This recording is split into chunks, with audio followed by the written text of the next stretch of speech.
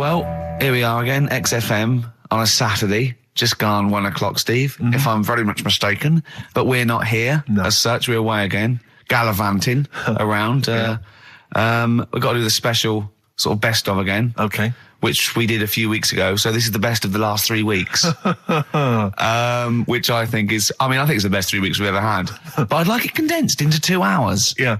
Yeah, some great music as well in there. Yeah, there'll be some great music interspersed with fine chat that you've already heard. Yeah. Except this bit. This bit's new. We've actually, out of the kindness of our heart, we've come in last week. Yeah, yeah. And we've done a few clips just because we felt a bit guilty about shooting off. Yeah. Even now, having heard this link, I'm beginning to wonder if it was worth our time. Yeah. Well, should we play a classic link? Let's play, what, from the last 3 weeks? After this is Feeder. Alright, so, here's the first bit. Karl, you're making noises while I'm talking. Yeah, but you do this all the time trying to wind me up. And I'm not saying Manchester's the best place in the world, but what I'm saying is, there's bits of it that I really miss. Yeah. Like last Sunday, right? When I'd met up with Ricky, we had spaghetti bolognese, which was all right.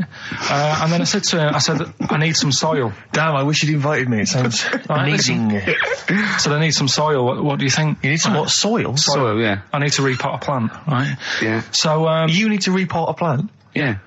Fair enough. So, I'm like, where you can't see these shops in London. Do you know what I mean? There's nothing around. I took him straight to one in my street. Yeah, but near your street, and that's probably the only one in London. Well, you say that, Karl. No, it does annoy me. Round my way, it's like, you know... You can't move for soil shops. You can't. There's earth. You can just pick up handfuls walking down the street. Yeah, incredible. People just lean over into someone's front garden. No, you can take the plants as well. No, but what I'm saying is, Manchester, there's loads of decent hardware shops. Yeah. Here, if you want a panini and a latte or whatever, you can't move for them. But for soil, I had to go virtually how many miles away from me to carry that soil home and stuff. Yeah. It's not good. I mean, London's all right, but if cities were sort of marked... It's neglecting the peat market, really, Well, there's barely any mulch available in central London. I'm sick and tired of not getting a good, decent compost of a Sunday. Indeed. So, I'm thinking of moving to the north, where there is loads of soil and gravel. Indeed. And animal shite. Whatever. Yeah. So you were going to say, if you were marking cities out of 10, what would you give London? Well, if you were marking them on, on what they have. Right. As opposed to what? Well, as opposed to... How you spell it. Say, I think the greatest city in the world is Rome. Right? Okay. It's pretty amazing. Yeah. Have you been? What? Yeah. Why do you think that, though? Just because, you turn a corner and there's something there that's really old. Right. You're going down a normal street. Go and stay in a Derby and Joan club. Yeah. No, but it's like you're going down the road and then you turn a corner and like the Colosseum's in the middle of a busy road. It's like, what's that doing there? Yeah. And just when you think there's no more, you turn another corner. It's almost as if that was there first. Yeah. Well. Yeah. But do you know what I mean? London. Yeah. What have we got? Trafalgar Square is world known. And you go there, what's there? Yeah. Do you know what I mean? So there's a lot of space there. Get one big B&Q. In Trafalgar Square. To cater for the whole of people who live sort of central London-ish. Yeah. And then I'd be happy, but what I'm saying with Nelson just popping up through the middle? Because you can still see it, couldn't you? Yeah. It's a great idea. So B&Q could be like the whole sort of flat thing and make it sort of grey so it looked like rock, and then Nelson popping up... Make it classy is what you're saying.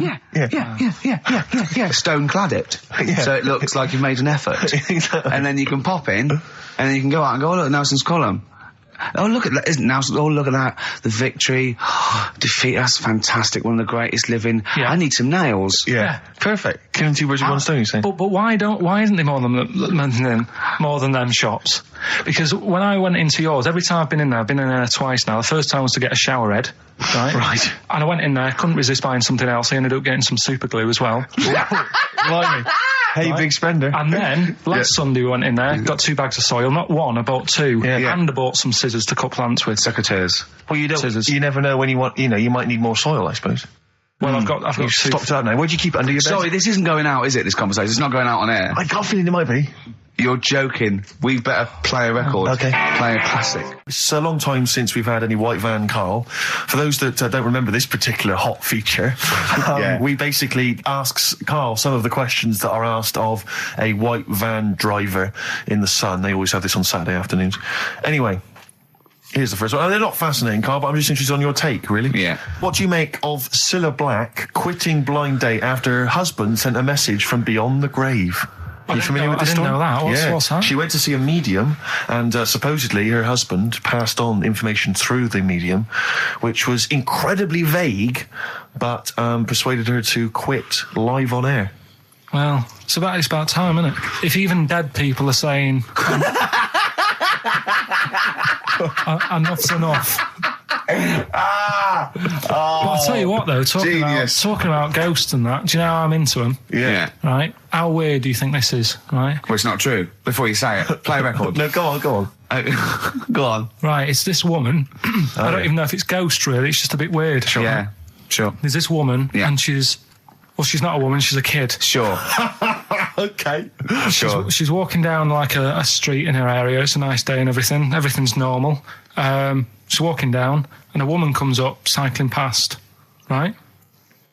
The woman on the bike looks at the kid, absolutely terrified, right? Got a really scary face on her. Yeah. The kid's thinking, why is she doing that, right? So anyway, she thinks nothing of it, goes, I think she was playing in the park or whatever, goes and has a nice day. About 15 years later... Oh, right, yeah.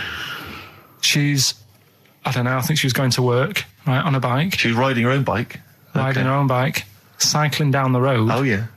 Looks at the kid. That's the thing that happened, like, 15, 20 years ago. Right. It's her on the bike looking at her as a kid. Right. Not another child. No. So it's her. She's seen herself. What, Karl?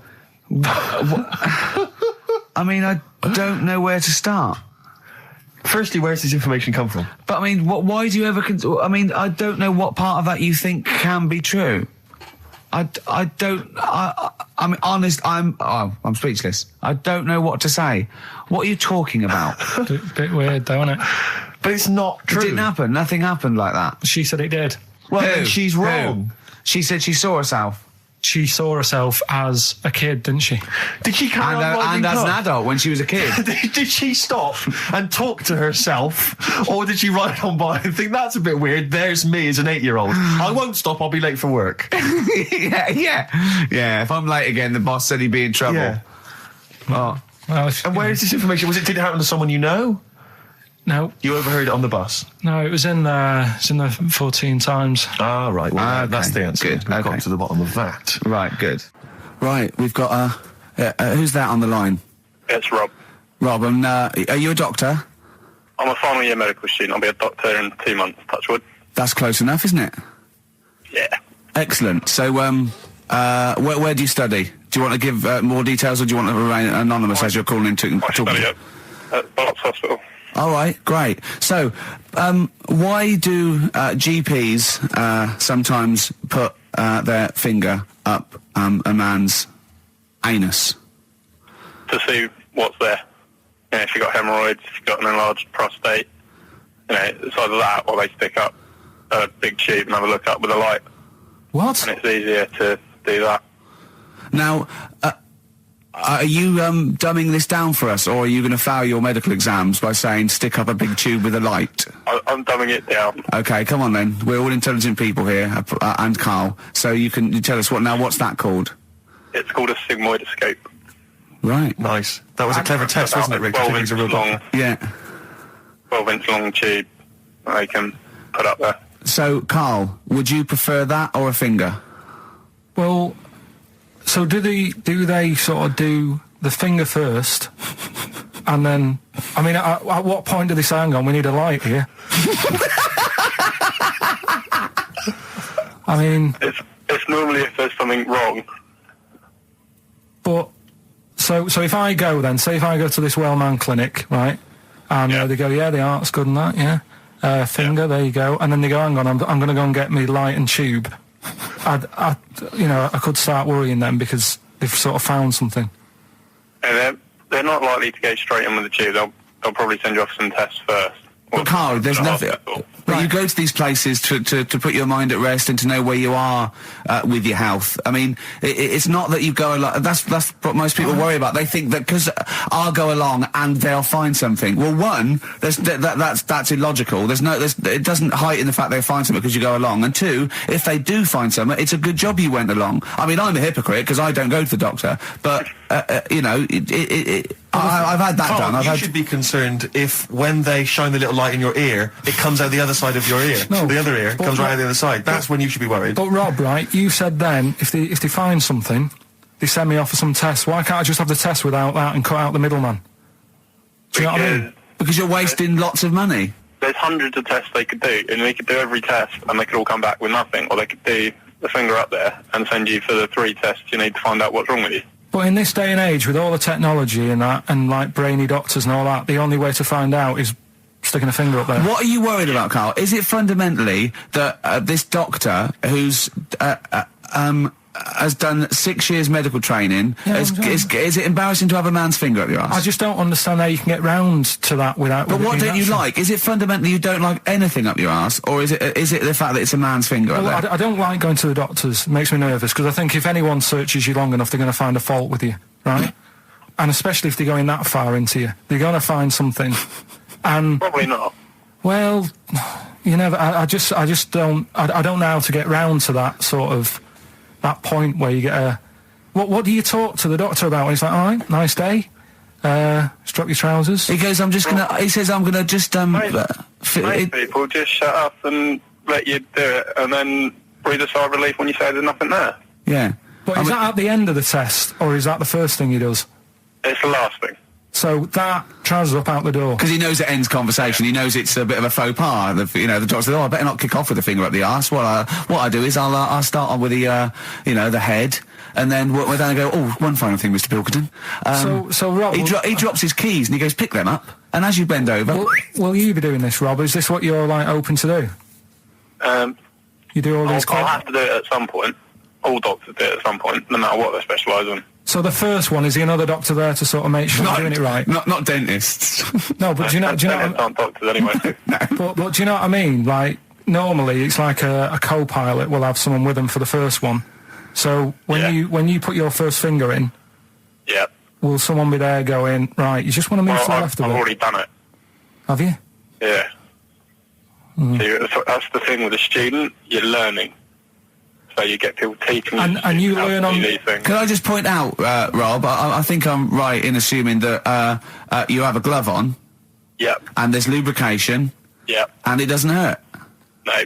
There you go. What are you worried about, Karl? Who's this person who everyone's testing on in your class? It's not one person. One person. There's like, when a patient comes in and they've got a problem, your boss, the consultant, he does his finger up, and if he finds something, he goes to the patient, is it alright if the student has a feel as well?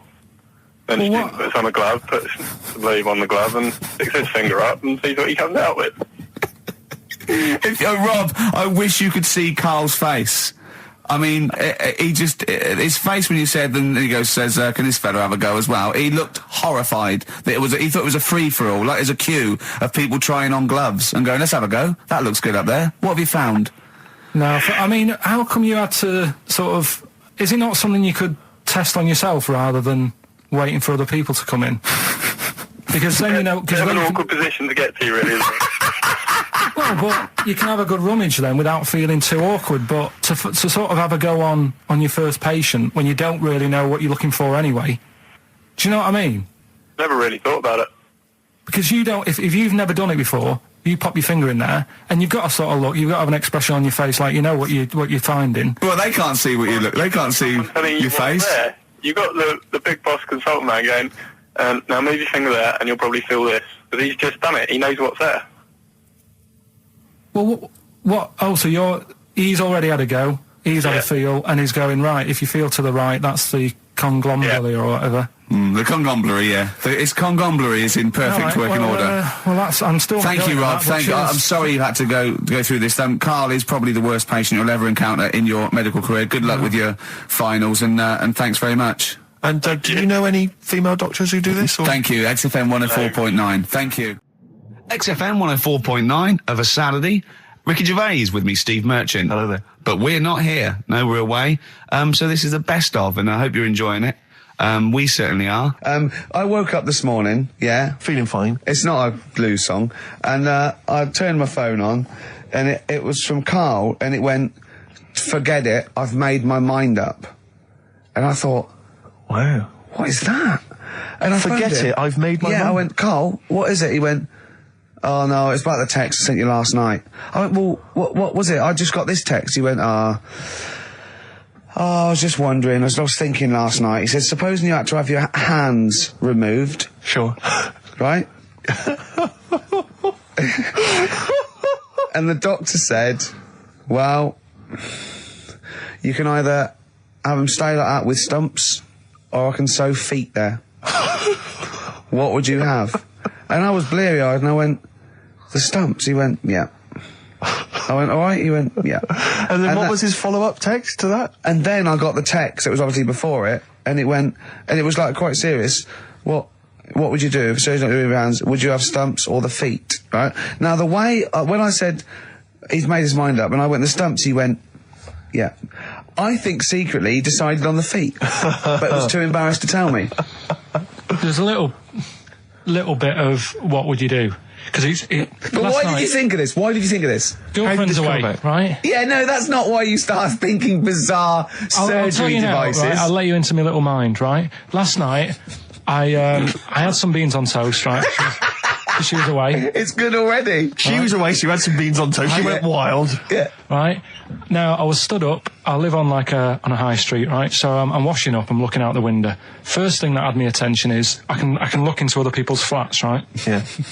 And it was weird how all these different lives were going on. I was watching them, and everybody had the telly on and was watching Volcano, right? Which was on last night. Right. And I thought, that's weird, right? I can see them all watching it. And it was like a little Chinese lad who was dancing around in some underpants. Yeah. And then there's a little old woman who lives downstairs who was reading a book, and she's always reading a book every night. And it's like, I have a better life than her. And then there's like some sort of bouncer who's always getting ready to go out late at night with all the black on. He looks like a bouncer. So I was watching all this life going on. I thought, did you witness a murder while you were doing it? Yeah. It was like that sort of Sliver film where that bloke had loads of tellies watching people's lives. So that was going on in my mind. And then I was washing up, and I picked up the plate, and I thought, it's amazing, isn't it? The human body, the way you can just sort of, I want to pick that up, and you do. Yes. And the way your hands work, right? Yeah. You've got 5 little digits, but it's just the right amount to do to do what you've got to do, right? So I'm cleaning the plate. Sorry, Karl, stop. It's just the right amount. Might be one of the most genius things I've ever heard said. I would love David Attenborough to phone you up and say, "Karl, how do I word this about the evolution of the mammalian front limb?" Just go, we'll just say it's the right amount. But it is. One of course extra would get in the way. Yeah. And one less would just make it that little bit more tricky when picking up a bit of a slippery dish. Sure, or buying gloves. Yeah. A slippery dish. Like, that got a load of attention in the press, but the Trisha programme got nothing. Okay. Which, I know, Steve called me up in the week, right? 10 o'clock in the morning, I was at work, and he goes, You think so at 10 o'clock? Preparing this show. Most people go to work about 8, 9. Are you watching Trisha and that? I said, no, what is it? He goes, you'll be loving it, right? Freaks, was it, Help Me, My Mum's a Freak? Siamese twins. Right, so I couldn't watch it, but he said, it might be on again, because they repeat stuff on ITV2. Right. So I had my dinner late, right, instead of having it at 1 o'clock like I normally do. Yeah. I had it at 2:30. Yeah. Sat in the office, put the telly on, ITV2. These Siamese twins. Did it blow your mind? It was amazing. We talk about a lot of things on the show quite a lot. The Airy kids crop up a lot. I was waiting. It's been 10 minutes and you haven't mentioned the Airy kid. Right, and last week we were talking about Siamese twins, weren't we? So it was weird that this programme was on, but it was amazing. I mean, what I think you can't refer to them as Siamese twins. I think they're known as conjoined twins. Why? I think Siamese is maybe considered derogatory, or as an old antiquated phrase. Yeah, I think it's because the first famous ones were actually from Siam. Right. And that doesn't exist anymore. No, it's conjoined, Karl. Yeah. Get the phrase right. But you'd think that if that's happened to you, that wouldn't be that sort of offensive. The names that you must get called. Right. You think that's the least of your worries? Siamese twins, I'd say, well, that's, yeah. Now, were you stunned by where they were connected? Just live with it, we'd say. Because they were connected, of course, at the forehead. Oh. Sort of, which was quite extraordinary. Well, there was one set of Siamese twins. One had a job and the other one didn't. That's ludicrous. Yeah. The other one was unemployed. The other one had a job. She had to go to work. She had to get up at 6 o'clock on her day off. I'm supporting you, literally. Yeah. Then they get done off the social for sort of... Yeah, because the other one was signing on. That wasn't a question that Trisha asked. Annoyingly, because I know that much of the audience was thinking that. There was a few things that didn't crop up. What questions would you have asked of them? Because what things did you feel weren't mentioned? I'd love to just watch Karl watching amazing things. Exactly. Do you know what I mean? It's like early learning. Mouth slightly open. Yeah, mouth open and dribble, looking round to see if anyone else has seen it. You know, I hate that. Like when a cat sees a bird land on the balcony. Exactly. It can't believe it's luck. I'd probably say, how do you buy her like a birthday present? A surprise gift, yeah. Because everything's ruined. Sure. Right? I'd probably ask... Yeah. Well, did you not think it was interesting that one of them had a boyfriend? Well, that was a bit weird, wasn't it? Uh-huh. But what was the other thing that I was thinking when I was watching it? I was thinking if one got into crime and that was sent to prison... Right. What would happen? How would you handle that? It's brilliant. It is brilliant. If a chimp could talk. And what was the other one? The other thing was, what did he talk about? Because it's not as if you can say, oh, guess what I did today? Do you know what I mean? Yeah.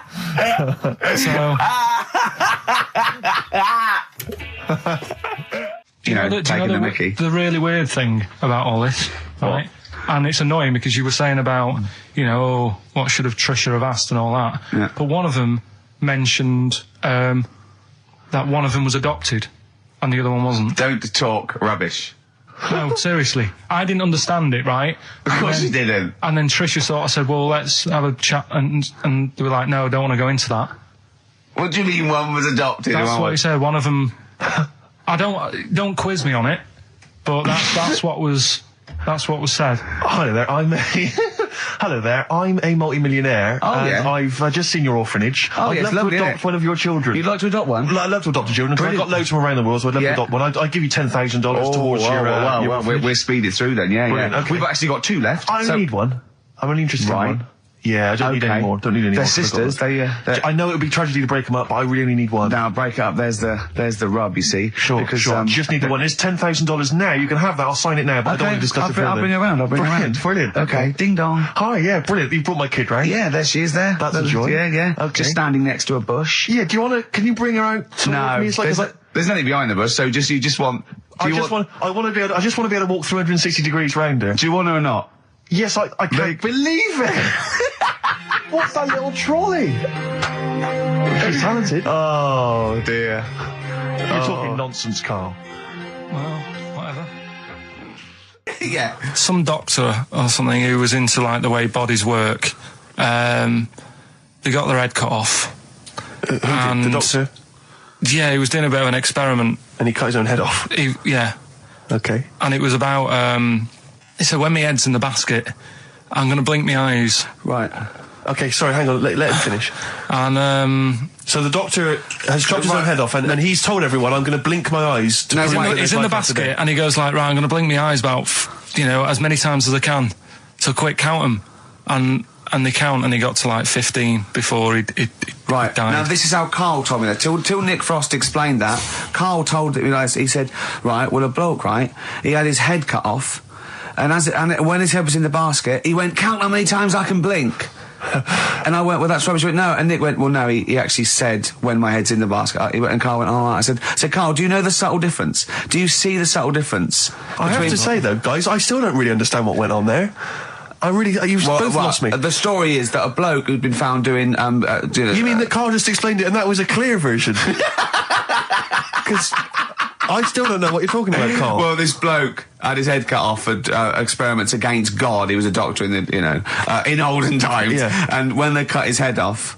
Why did they cut his head off? Because it was... he was executed. Crimes against... Exactly, he was executed, yeah. And he said to his assistant, when my head's in the basket, I'm going to blink, count how many times I blink and write it down as an experiment, right? Karl told it to me, like, his head was cut off and he went in the basket. And when his head was in the basket, he looked up and said, count how many times I blink.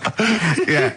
I love that. I love the difference in that story. Yeah. Both rubbish, but, one's possible and one isn't. You believe anything that you're told, except when we tell you the truth. Okay, 104.9, Ricky Gervais, Steve Merchant. We're not actually here. It's the best of. Got some new ideas for you. Go on. Well, they've all been blinders in the past. Go on. Did you do any competitions when I was away? I think we did, didn't we? Did we give away a DVD?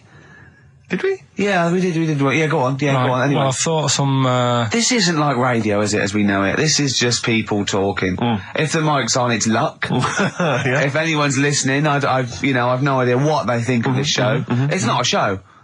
Not in the traditional sense. No. Okay, then you're going to change with that, Karl. Because a show suggests a certain form of presentation. Yeah. A certain pride. And when we do present dare I say it, some planning. Yeah, and when we do, it's ruined by pressing the wrong button. Yeah, but I've got some planning here. Go on then. Quizzes. What I did was, when I was on holiday, right, you said, come up with a new idea, right? So the best way of coming up with ideas is sort of... thinking. Sort of nicking a TV show name and then twisting it a bit. Yeah. So... Or just rip off Simon Mayo's idea completely. That's good advice for anyone out there. I didn't... Yeah. If you're interested in ideas. Karl is presently running a course writing for TV. Yeah. And that's the lesson one, isn't it? Just rip something else off. Just do it and change the title slightly. Yeah. Well, go on. This one I haven't really got... I don't know what to do on the game, but I'm thinking... Strike It Ricky. That's all you've got? That's what you've come up with. How long did that take? What is that? I just thought it sounded a bit like Lucky. Forget that one then.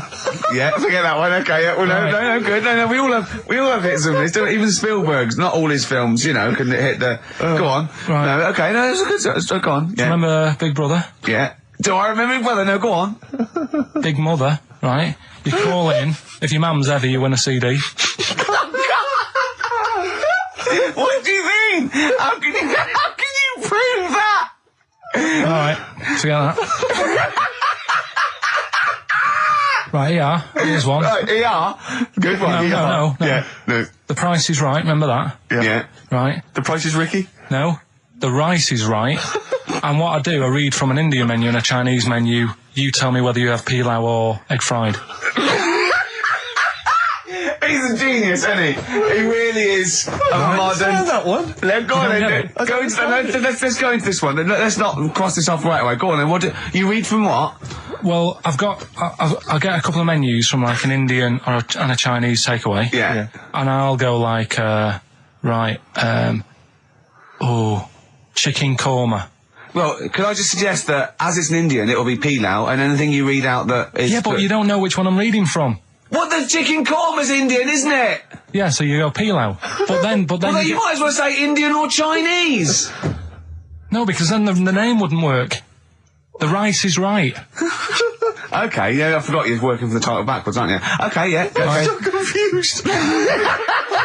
I don't know where I am or what day it is. A programme that they've been in on Channel 4, right? Can you cross that out? We're not doing The Rice is Right either. I don't understand The Rice is Right. No, go on. I'll tell you that later. We'll have a game in the office, right? A game that they've been in on Channel 4, but has got really big viewing figures. Well, obviously not. Right. Or they wouldn't be binning it. Go on. Do you know 15 to 1? Yeah. They're getting rid of that, right? Are they? I'm thinking 15 Taiwan. Get some items that are made in Taiwan, right? Get 15 items, and I say what they are, and then you go, oh, I bet it's the vase. Or something. That's the one that's made in Taiwan. Yeah. Can you just explain that again very quickly? No, don't go. Oh, forget that. Cross it out. 15 Taiwan. Well, Karl, what are your thoughts? Why have you stuck it out here? Nothing better coming in, I thought. Well, I'll tell you why, because you're always on holiday. You don't do a lot. You get paid, well, doesn't he, really? He's a moany. He doesn't try and get on at all. He doesn't deal with people. He moans about everything. And, so he's... I'm alright. I've got my own little room and that. Yeah, like a cage. It is like a cage, isn't it? And he can shut the door. If people walk past, he goes, shut the door. He doesn't want them looking in. He's like a miserable old chimp. We noticed today how much he's simian, isn't he? He's very strange, actually. We maybe should try and get a picture on the website, because Karl's arms are particularly chimp-like. It's very, very strange. Because he's got that he's got long downy hair. It's and not the like long extended knuckles. Yeah, and his totally round face that sort of the chin goes back and the dome of his cranium. I think, quite seriously, I know we sort of share about 98.5% of our genetic material with bonobos and chimpanzees, but I think he's got a little bit more. Yeah. I honestly think he's a little bit of a throwback. Just his line, they just kept to this sort of really the ugliest one in the cave and the tree, and he really didn't come out of it. I'm not saying you are, I don't think you are. Yeah, you're chimp-like. No, it does annoy me. My hair annoys me on my body and that. Because I've got like hair on my little toes and that. Have you? Then on the legs. Would you see your little toes? Can you pick things up with them? No, it's tried. Okay. Well, that's the finale of this week's show. We're going to see if he can play a record and put the fader up from a tyre while swinging in a tyre, just using his hairy toes. Yeah, I've sort of got hair all the way, but then it just runs out where it should be on the top of your head. Yeah. Is this part of the reason why you're always uncomfortable about being nude or around naked people? Is that partly the reason, do you think, because you look so grotesque? Well, when I'm on holiday, I don't really like wandering about without a top on unless like it's a quiet beach or whatever. Sure. So what would you normally wear? I just have like a nice sort of light, summery, sort of linen shirt, maybe, just a few top buttons open. Yeah. But I don't like... The naked body isn't that nice anyway, is it? You know what I mean? Whatever it is, if you're a cat and you're shaved, you don't look that nice. Do you know what I mean? But with I think you'll find a cat is naked even with its fur on. Cats don't wear clothes. No, but what I mean is a bald cat isn't that good. You know it does me head in that I'm bald. I'm not, I wish if I could have hair, it would be nice, but that's life. Would you prefer animals to wear clothes like Mickey Mouse does?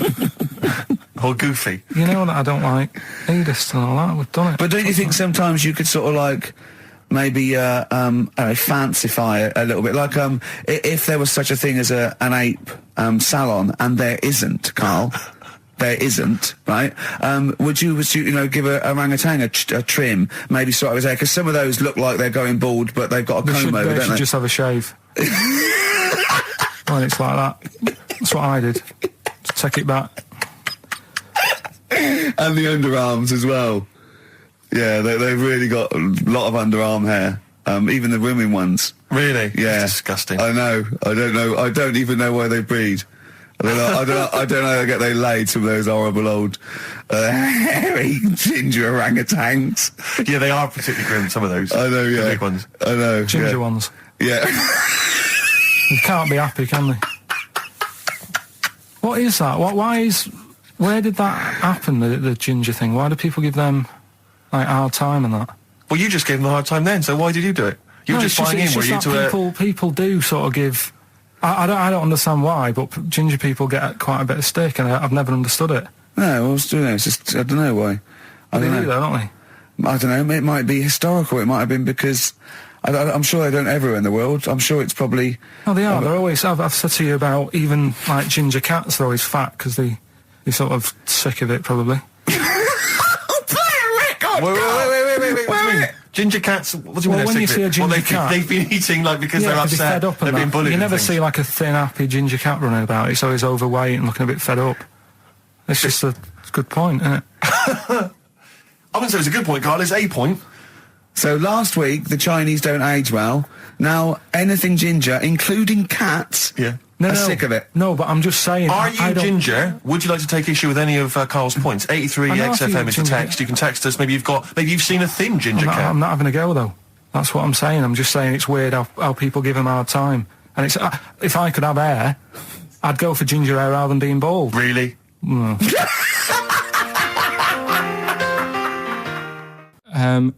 What sort? No. The Pope. Yeah. What semi-precious... Sorry, Mrs. Robinson, we're going to have to let you go. Yeah. Go on. You are the weakest link, Karl. Goodbye. Yeah, go on. The Pope Yeah, the Pope. Yeah, we've got the Pope. Yeah, that's not strictly a question. He wears a... He wears a dustman's hat. He wears gore-blimey trousers. Yeah. Does he live in a council flat? Yeah, he lives in a council flat. He wears a semi-precious stone. What's the stone? The Pope wears a semi-precious stone. What is the stone? You mean, what is it called? Yeah. What is it called? What, is it got like a kind of papal name? I think it's like, is it a 18-carat one? So we got to try and get the carrot yeah, of the Pope's big diamond. He calls it Dennis. He calls it Dennis the Stone. Do they want the type of gem it is, like, or is diamond, there some kind of jade, papal name for it? Or do they want it like the Rosetta Stone, or I don't know. I can't actually play a record. Play 2 record. Let's not. Where's your head at? Basement Jacks. Right. Okay. Let's get this. Have we knocked this on the head? Then it's just not happening. Oh, here he is. Look. Here he is. Come in. How have you... Oh, God. I don't believe that. Oh, that's pathetic. I do not believe that. That's absolutely pathetic. Now, they won't believe this, will they? No. Right, No. if I say that Jonathan Ross just got his massive member out, and he is a big lad, come and sit down. I've got your tickets, Mr. Gervais. Thank you. What's going on here then? I mean, why are you dropping off tickets? Well, because, in the spirit of the Comedy Awards, we like to have the rising young stars of the British Comedy Awards. That's right, and that's me. Well, we couldn't find any this year, so we've asked Ricky whether he would sit in the rising young star seat, and I wanted to deliver the tickets personally, so there's no excuses if he doesn't turn up later. Yeah. I always suspected that you were sort of pretty well endowed. Yeah. And now we've seen, it's on webcam. That was just one of my cocks. That's the one you're wearing today. Didn't we? Don't say that. No, we were. This is meant to be the happening young station. What's going on? No, you can't say stuff like that. You can't.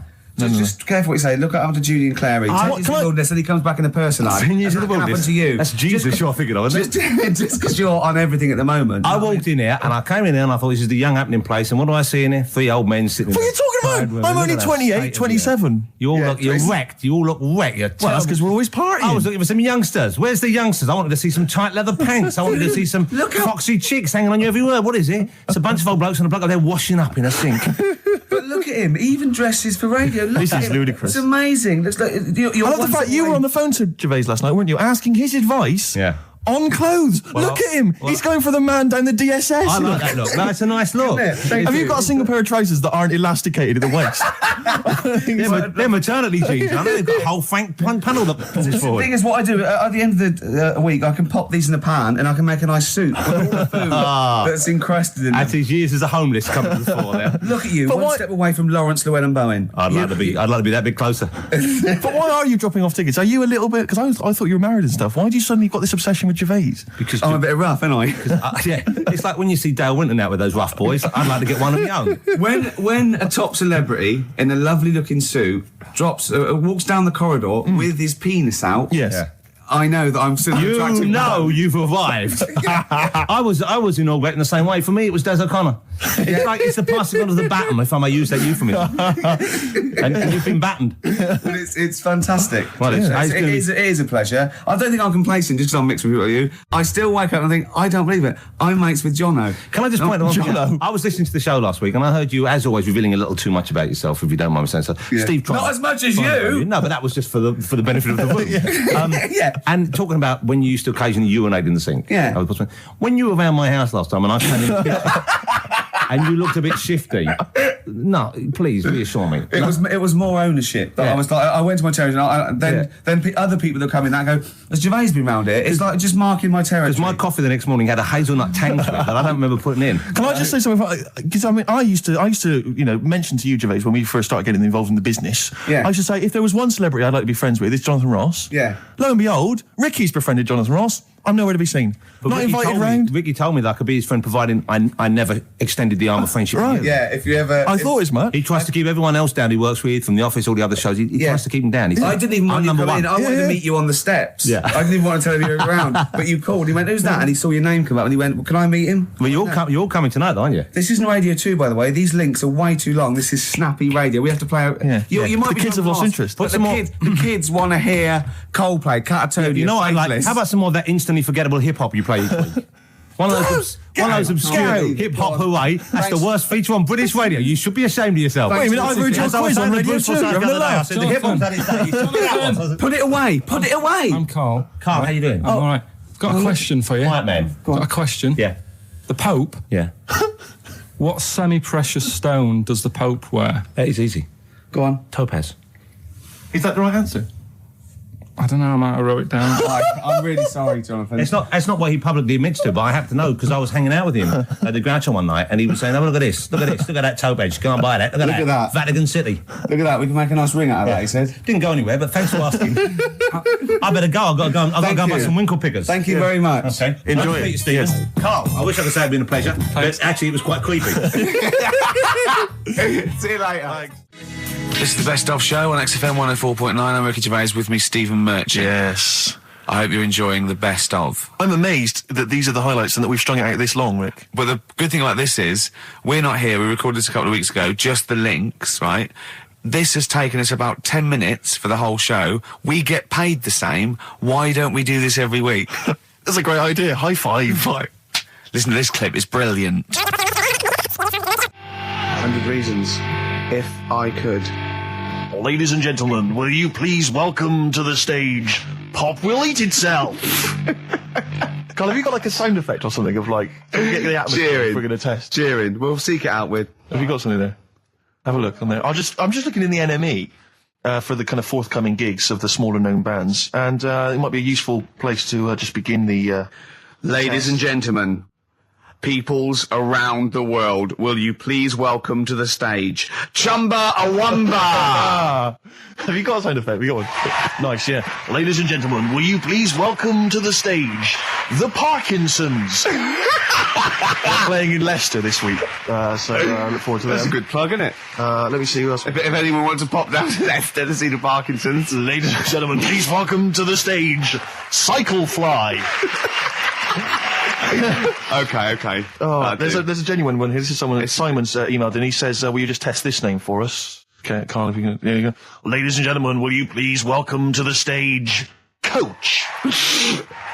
Not utterly convinced. No, it's not too bad. It's not. I'm worried about the sound effect. We start to sound like Chris Moyles or something. He's a top broadcaster. Everyone loves him. Losing weight as well. He is hilarious. funny man. Just there's one more coming here. I'll just check this one. Ladies and gentlemen, will you please welcome, this is Chris in Oxford, ladies and gentlemen, please welcome, Meanwhile Back in Communist Russia. Is that a band? I assume so. I assume it's his band. Yeah. Steve, I will play great old tunes till the cows come home. We got to give them a little bit of Dandy Warhols and Air and Athlete. I know that, and they're great, they're good, right? But I wanted to play a Cat Stevens song, but I thought I'd better not, because I've, play that a little bit. And we quite like resurrecting old reputations, don't we? People like Elton John who had bad faces, or David Bowie. People whose names now are largely laughed at in the serious rock or people circles. that people might not have considered. I thought Cat Stevens, oh no, Rod Stewart, I thought. Was he Rod Stewart? Many people now are thinking of the leopard hot pants and the ludicrous hair. I think I'm sexy and all those sort of old stadium sort of disco things, but he wrote beautiful tracks from Maggie May through, and I thought, hold on, two birds with one stone. What about a Rod Stewart song written by Cat Stevens? Wow. Is there such a thing? The first cut is the deepest. Let's hear it, Rick. On this album as well is The Killing of George. Georgie Part 1 and 2, remember? About the gay bloke. Georgie Boy was gay, I guess. His favourite song. Carl's favourite song, right? Yeah. And I was going, oh yeah, I remember that, yeah. I said about, and I said, did not intend to take his life. He just pushed it when he gets mugged and killed. Do you know what he said? I was sitting outside, I was singing, and he went, well, I said, as I said, they go out too late. They go out too late? He meant gay people go out too late. He went, no, they do. I went, what do you mean? He said, well, they're always out, they go out when people are coming home. He said, if he'd have been in bed by 10, he'd still be alive today. That's a sobering lesson. And he went, there's one that works here and he's shattered every Monday. Oh, if you're gay and you're listening, just be in bed earlier. Go out when sensible people go out. Yeah. You're right, we're not on the continent, Carl. If you're gay and you're not in bed by 10, go home. Yeah. I don't get it. That blew me away, right? The fact that you got the name, you got the number. Spooky bit, right? I'm walking home. I called you up a couple of times and I left a message on your phone because it was just amazing. Not only was he good at magic, but his maths was brilliant. No, well, that thing adding up to 42 was like, how did he do that? I mean, we didn't even make a big deal out of that. He said that to me. He said, all Carol Vorderman's got is the maths. Yeah. Do you know what I mean? Imagine him on Countdown. Yeah. He'd even know what they were going to write down. Do you know what I mean? So a bit of a wasted talent. I should see him again about that. I think he's right. So I get into my flat, right? And what they do in my flat where I live, they put the post in like these little pigeonholes. Right, and I don't normally check them out. I leave it for Suzanne to do, right? Sure. But this time, for some weird reason, I thought, right, I'll check it, see if we've got any post. Open it up. There's only this. A letter for Miss Harris. Yep, there it is. Bona fide in front of us. A letter addressed to a Miss Harris. Well, does she live there? No, it's my address. She doesn't live there. Did she ever? Don't know. It doesn't matter. It's weird, isn't it? But we've never had. Normally, I think there was a guy who lived there called Yaki Shoki. Mr. 42. It was definitely wasn't an Harris, right? This is the first time we've had a letter for this woman. Yes. Right. But what are you claiming? Because Darren Brown himself admits that it is not paranormal, it is not supernatural, it is a trick. It's a trick. Is it? But he would say that, wouldn't he? Hitler said that. Play a record. Well, can we open this? No, it's illegal.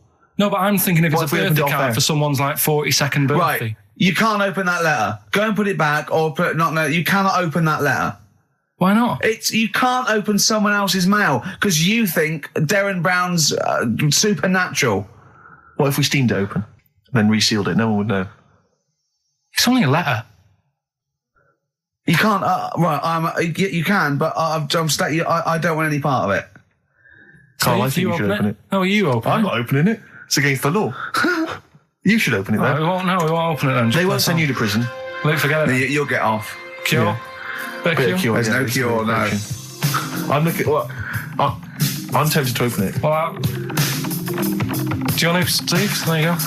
No, I'm not going to open it, but I think you should, definitely. 6 Different Ways by The Cure from the album The Head on the Door. We've enjoyed that. The head on the door, Carl. Ooh, bit of a coincidence. Spooky, isn't it? It was only 4 weeks ago you were talking about a head and a door. Exactly. Has the door got a number on it? 42. Oh, dear. So we're not opening it? No. Well, I can't open it because as the producer, right? Oh, yeah, because your standing in society is such that they'd make a real example of you. Yeah. A producer of a tin pot radio show once a week. Yeah, he should know better. He can press buttons and talk at the same time. Sending down. But they wouldn't try you in an adult court. You would Carl. get They away. wouldn't be You would allowed. get away with it. Just they'd hear you speaking for a little while, and the judge would end up squeezing your head and letting you off. It'd be like those people who train monkeys to break in. Do you remember down in South London? We talked about it in the past, and they were going around robbing stuff, and they trained them to do it. Yeah, I think I don't think those monkeys would have got in trouble. It would have been the keepers. So, I think XFM would probably take the rap. Will you open it? No, I can't be seen to open it. No, he's I'm a an writer award-winner. director. Exactly. So am I. I can't be seen to open I'll it. give it here then. Right, I'm having no part of this. That's against the law, but Right, I'm having no part of it. open it. Come on, you've started now. Right. The thing is, right, if it's important, we can say maybe she's listening. But do you need the stress? What it could be anything. What are you going to say? We're going to say, oh, and if you are listening, Mrs. Harris, you have got gonorrhea. Call the clinic. Do you know what I mean? It could be anything. Oh dear. Oh well, I think my talk did well. Well, what is it? Is the number 42 on there? What is it? Can you say? Be careful. What? Let me see what it is. What is it? Dear Sir, Madam, your periodical dental inspection is now due. Would you kindly contact the surgery to make an appointment? Harris, Mrs. Harris, if you're listening, your periodical dental inspection is now due. You might want to contact the dental surgeon that you normally go to. She could have a faulty tooth. 42. 42. 42. I don't believe it. 42. 42. Oh my God. God, that Darren's good. Darren Brown's good, isn't it? Oh dear. Because my auntie Nora, she same thing. Pumped her with loads of drugs. She used to have a cabinet next to the bed is like boots. She's got loads of stuff, right, for all sorts of stuff. And I mean, she's not that old, but she's on loads of stuff, right? She's a bit coked up, is she? She called up my mum once And, yeah, you told us this. Go on, tell it again. And she said, "Oh, how are you doing?" And that. It's all right. Bit worried though. My mum said, "Why? What's up?" She said, "I've been breaking wind." So she goes, "Well, you know." She says, "No, but this one is going on and on and on." And she was like, she was like, what do you say? What's like passing wind, farting for 5 minutes. one thing, not like, you know, trumping and then nothing. Yeah. Continuous drone of a fart. Yeah. I don't think she had. How big was she? She must be the size of a barn. No, she's not that big. She's good for her age. No, Quite but I mean, quite slim. No, but flying for 5 minutes. Where's all the gas? Was she circular breathing? Was she sucking it in with her mouth? It was just, I don't know that much about it. But she called up my mum. About 2.5 minutes in. Could you hear it in the background? 2.5 minutes in! 2.5 minutes in, she called my mum up, and it went on for a further 2.5 minutes. Oh. And she just stayed on the phone, did she? Where was... can you hear that? Well... Did she hold the phone next to her arse? Listen to that. She was off the ground. Trying to work a tune down. she was actually hovering. She was 4 foot off the ground when they found her, the ambulance men. The cat's dead. Don't light a match! Don't light that cigarette! Yeah, it's like that advert. The kids come home from school, switch on the light. Yeah. Then they see Granny hovering, turn the light on. Be careful if you have an elderly woman at home. Yeah. Drugs make you fart. So that's what I'm saying, you know, just let these people... What are you saying? No, what are you saying? I'm saying let people enjoy the life they've got left. No, you're not. You're saying don't put them in hospital, leave them at home to die. No, I'm not. Give them a Rubik's Cube and let them die. That's what you're saying. Yeah, I'll tell you something now, right? Steve, right. I'll tell you something. I didn't want to do it because it brings the show down, but she did die. Who, the blue-handed lady? Yeah. How do you know? Because I said to my dad, how's the woman next door? She said, oh, she went last night. They've got an old fella in there now. God. So, there you go. So, wouldn't it have been better to leave her at home where her friends and family can call and speak to her, even nip that round if they want, you know, with a cat, I imagine. No, it's definitely a cat now. What was that cat's called that you imagine? Probably, I'm seeing like a big ginger one, so I don't know, something like, I don't know, maybe ginger or whatever. Maybe I had a budgie. But that's what I'm saying, just let him enjoy his life, because dying in hospital, I wouldn't like to do it. If I went to the doctors and they said, you haven't got long life left, I'd say, well, I'll stay at home. Yeah. And that's the point I'm getting at. Yeah. Right? If you can't do anything for them, let them enjoy their life. Yeah, a Rubik's Cube. Right, well, you might want to try and you heard about the hanging one when the fella was... Sorry, mate, go on. When the fella was hung. Well hung? He was hung, and... hung? Sorry, what's hung?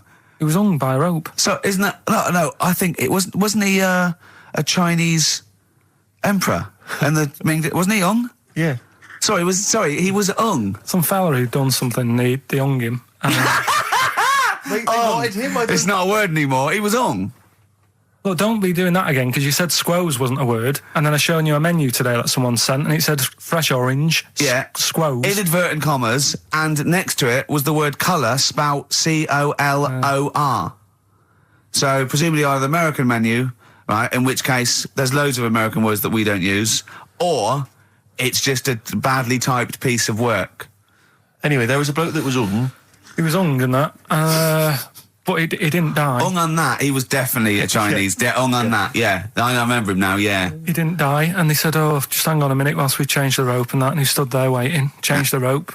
They tried to, you know, do it again, and didn't work. It didn't work, right. So, they got another rope, right? Didn't work. And then they had to let him go, because it's like there's a well-known saying or something from this thing. Yeah. Well, here we are again, XFM on a Saturday, just gone 1 o'clock, Steve, if I'm very much mistaken. But we're not here as such. We're away again, gallivanting around. We've got to do the special sort of best of again. Okay. Which we did a few weeks ago. So this is the best of the last 3 weeks. Which I think is the best 3 weeks we've ever had. But I'd like it condensed into 2 hours. Yeah. Yeah. Some great music as well in there. Yeah, there'll be some great music, interspersed with fine chat that you've already heard. Yeah. Except this bit's new. We've actually, out of the kindness of our heart, we've come in, we've come in last week. Yeah. And we've done a few clips just because we felt a bit guilty about shooting off. Yeah. I mean, even now, having heard this link, I'm beginning to wonder if it was worth our time. Oh, dear. You know, I've said in the past to you, Rick, that my grandparents, so I love them dearly, but it's like for the last 30 years, they've been waiting to die. I know. It's like they just sort of, it's like, you know, the novelty wore off of life. Life in the 50s. Yeah, they got kind of bored of it. Life, in the 40s, it was brilliant. All sat around the old Joannas, the bombs fell, singing. They loved that. The 50s, you know, that was great as well, because that was the post-war years. It was, you know, it was a bit tight in the pocket, but it was all right. Everyone pulled together. Then the 60s came along, all the crazy music, the funny hair. Let's stay in bed. Exactly. They basically stayed in bed. And it was one Christmas when my grandmother said to my dad, what do you like for Christmas? What do you fancy for Christmas? And this must have been, I don't know, 20 years ago. She said, what do you fancy for Christmas, Ron? And he went, well, you know, I could do with a nice big kind of warm winter overcoat. She said, don't worry about that. Don't worry about that, because your father will be dead soon. It's right, you can have his. Meaning my granddad. Well, to be honest with you, my father's still waiting. Which is good news. Good news for my grandfather. Less good news for my dad. Freezing. He's freezing. He finds out, how is he today? He's fine. Oh, okay. Oh, I'm freezing. It is such a weird mindset, that. I think that, to me, is what sums up people from that older generation, the 40s and 50s. And it seems to me that you've got that kind of mindset. It's like you were born in the 30s. And whenever you talk of your childhood, it's like you had like a baked potato to take to school. And a hoop and a stick is a Christmas gift. The other thing is, I think that that sort of generation, it seems that the man is dependent on the woman. There's a total dependence. Oh, absolutely, If she dies, he's done. Yes. He's done for. Yeah. Just pine away. If he dies, she's got 30 years of pottering.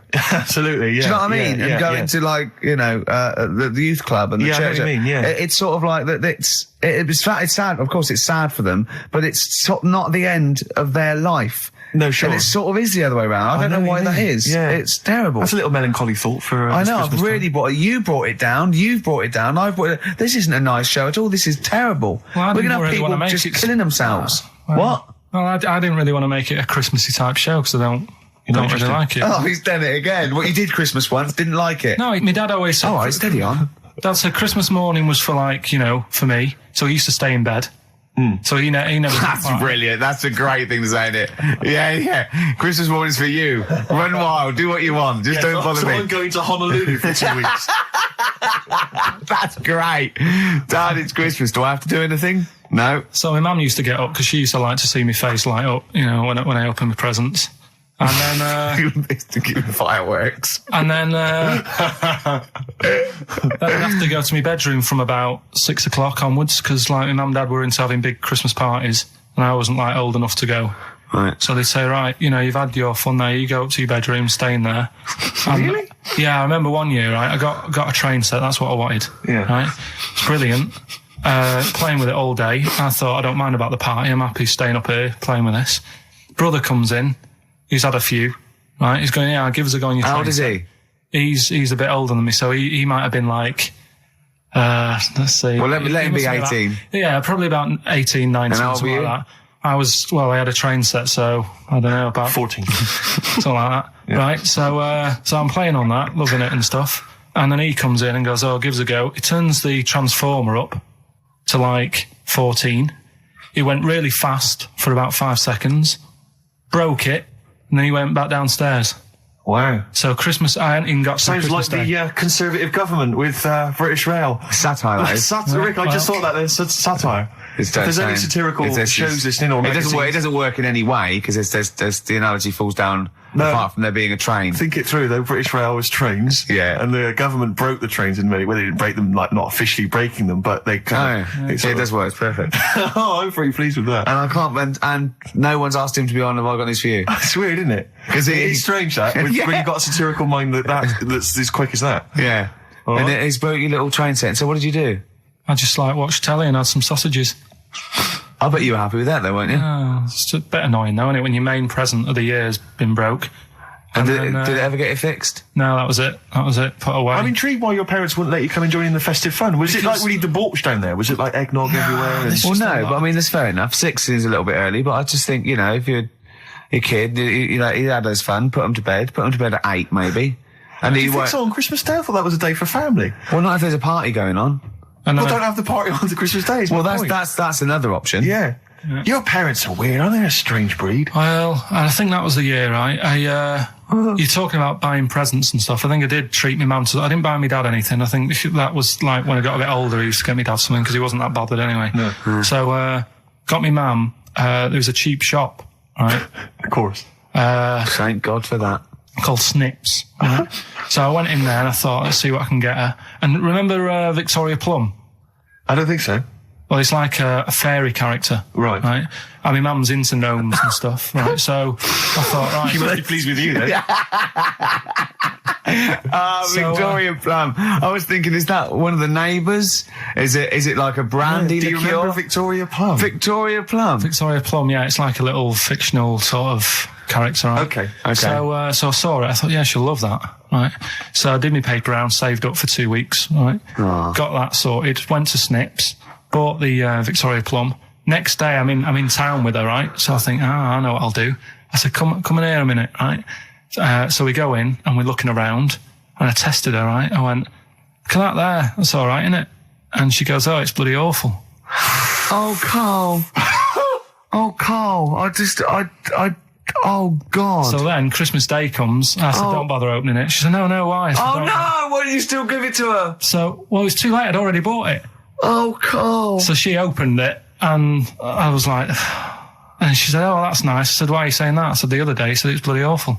She said, oh, no, I thought you were pointing at something else. Oh, no. So that's why I don't get anyone anything anymore. Oh, God. Play record. Oh, God. Oh. XFM 104.9. We're not here. This next clip is one of my favourite clips. Look, it needs no introduction. Here it is. Something else we're giving away. Go on. The Shining. It's just more throwing away, isn't it? Once again, is it on video? Once again, it's on VHS. Just because you buy it out of your own money, Karl, stop being so mean. And I want to watch it tonight because it's one of those films that... So you're going to watch this video and then you're going to send it to someone as a prize? Yeah, it's one of them films that... Sorry, you just said yes to that without blinking. Well, yeah. You don't think, like, Les Dennis doesn't have a quick go in the car on Family Fortune before he gives it away? It costs Jim Bowen has a go at those his and her towel racks. It costs $5.99, Karl. Okay, this is Karl in the classic The Shining. And what's the question? Well, we might ask that afterwards. Okay, then.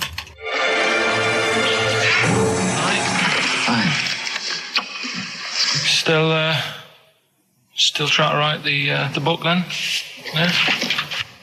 Yes. Good. Funny, someone told me the other day, weird thing about a typewriter, the top row of letters, the longest word you can write is typewriter. I'll just show you. That's weird, isn't it? It's just the typewriter being... You're not in the mood, are you? You're in one of those grouchy moods again, like you get into when you're writing. I'm not being grouchy. I just want to finish my work. Yeah, just being a bit funny, a bit offhand and that. Let me explain something to you. Go on. Whenever you come in here and interrupt me, you're breaking my concentration. You're distracting me. And it will then take me time to get back to where I was. Understand? Yeah, but I just was coming in to try and cheer you up. You know, if you... I mean, I'm full of ideas as well. You know, if you're having a problem coming up with stuff, got loads of ideas you could write about. The other day I read about this airy Chinese kid. What do you want me to do about it? No, it's just that it could make a good book. Do you know what I mean? Sort of following round. That's swell. Well, I'd buy it. You know. But if you don't want to know, don't bother doing it. But do you know what I mean? It's just airy Chinese kid. It's weird because they're not normally that airy over there. Yeah, this kid caked in it. But if you don't care, I wouldn't touch one hair on his goddamn little head.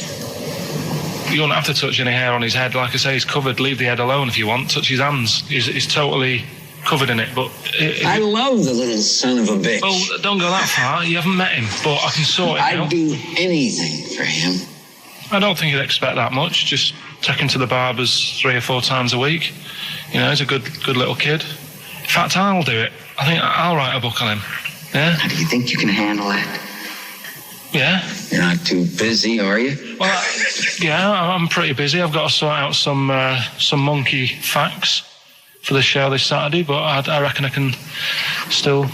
Why don't you start right now and get out of here? All right. I will. You're going to be like that? Couldn't borrow a pen, could I? See you later. There you go. Haunting stuff there. Karl Pilkington in The Shining. You know, in the film, Jack Nicholson goes crazy because the suggestion is he's maybe possessed by demons that maybe are in the hotel. But, you know, if I was stranded in a desolate hotel, removed from all human contact with Karl, I'd go mental with an axe without being possessed by demons. That's more chilling to me, trying to get some work done and you keep wandering in. I'm trying to get Karl to spend a couple of days in the caravan with me, just for the head of it. And he won't. I've offered him money, won't I? I think it'd be a great laugh, wouldn't it, Karl? Oh, yeah, great. That would be terrifying. No, I want to film it. I just want to film it. Like a little video diary. There's Karl there, he's just waking up. Well, if I was stranded in that would be like being... I may as well be with Freddy Krueger and Jason Voorhees. That's more scary. The thing is, Ricky doesn't mess you about as much as he messes me about. No, you see, you've given him an inch. You've given him an inch and he's taken a yard. 12:30 you got in today. In 30 minutes between 12:30 and 1. The old bin lid on the head. He wanted to do that again. Yep. Squeezing my head, think he had a go at. And karate chop on the back of the neck. Yeah. All in 30 minutes. Yeah. Who else can say that? XFM 104.9, Ricky Gervais Show with Steve Merchant. Hello there. Yeah. And we're not here this week. We're off jetting around the world, so we've pre-recorded these links. The time is currently somewhere between 1 and 3 o'clock. So a time check there from Steve Merchant. No problem. Yeah, and what about this weather? Isn't it warm, stroke, edit that, Karl, cold? Okay, whichever one. I'm pleased to see that the congestion charge has had some considerable effect. Had no effect. So just, yeah. Wasn't that great on telly last night, the film? Yeah. I particularly enjoyed last night's EastEnders, Coronation Street, Brookside. Okay, yeah. Ooh, those boys can rock there. That's the Guns with All Their Roses and Sweet Child of Mine. On XFM 104.9. I enjoyed that. Yeah. That was good. It rocks. I hope the audience was playing it loud like us. Yeah. Ricky Gervais, Steve Merchant, Karl Pilkington. Well, look at him yawning. How rude is that? Karl, what's wrong with you, man? Have you been up late? A little bit. Girlfriend was away, wasn't she, yesterday? Yeah, I always have a problem with that. I always have... Because you don't go to bed, do you, early? Do you know what I mean? You sort of think... I just always find that thing that if, you know, you're used to living with someone... Yeah. One of you will go, let's go to bed, then you'll go, all right. But when you're on your own, you go... You just forget to go to bed. I just stay up. Okay, stop eating now, Karl. You've ate all the food. That's just a plate. All right. Okay. Yeah. No, I stayed up and watched... there was a thing on about Dracula. Right. What, Dracula? And I found a flaw in it. Go on. Not the fact that he's the living dead and and drinks blood to stay alive and he doesn't reflect and he can in turn into a mirrors. bat. Well, and you can go on. The mirror thing, you can't look in mirrors, can he? Well, he can look in mirrors, but he can't see himself in a mirror. Yeah. That still doesn't work. Go on. It doesn't work at all, Karl. It doesn't work at all. Well, centre parting's always really neat. His centre parting's always really how neat. does he do it if he can't look in the mirror? Blood on the floor or something it was called. Rubbish. I love the flaw in the Dracula film is that his centre parting's too neat. How did he do it without a mirror? Oh. Was it a documentary about Dracula? No, Yeah, there was the real Dracula. Yeah, the real Dracula. The It's true just a story. film. It had blood on the floor or something. It's called. Yeah. It's rubbish. We had a little lunch yesterday, didn't we? We did indeed. That was a nightmare. Yeah. I hate going out with you two. I was explaining to Karl, right? I like to excite Karl's imagination, right?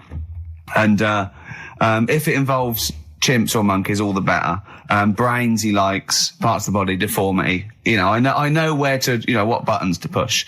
And I told him about this thing. I don't know if any of you out there know about this, but there's an experiment they did in the 50s, a clinical psychology experiment where there's your two hemispheres of the brain, okay? They're joined by a thing called the corpus callosum, right? Which is just a little flap of skin, like a little scarlet lead that joins your two hemispheres. And what they did, they cut that in half, and they thought it was a cure for schizophrenia, but what it turned out to be, or epilepsy, I think, I can't remember, was that your two sides of your brains didn't function together. You couldn't get information. I was telling Karl all this thing, and one of the things I told him was that they did it on a monkey, and it fought itself over a nut. Like its right arm was connected, by its left lobe of the brain, and it was fighting over itself. And Karl went, instead of like thinking this is amazing experiment, he went, would it have been happy if you'd given it two nuts? Yeah, I know. Well, you started off by explaining it, and I remember you mentioned, because I was watching the two of you as you were describing it to me, you said, of course, one side of the brain deals with symbolism, and as you said the word symbolism, I noticed Karl drift away from looking at you, pick up his mobile phone, and start pressing buttons randomly. And I thought it was the word symbolism that got him. And I noticed it took you just a moment longer. And I think the first thing you said was, when did I lose you? Yeah, I knew I'd lost him. It's extraordinary. And he doesn't even try to disguise it. I said nomenclature at one point as well. Right, yeah. And I knew I was dicing with death there. Yeah. But, but I told you tried to look it up, didn't you, on the web? You didn't find anything about it, did you? The spelling of it's, what is it again? What's the word?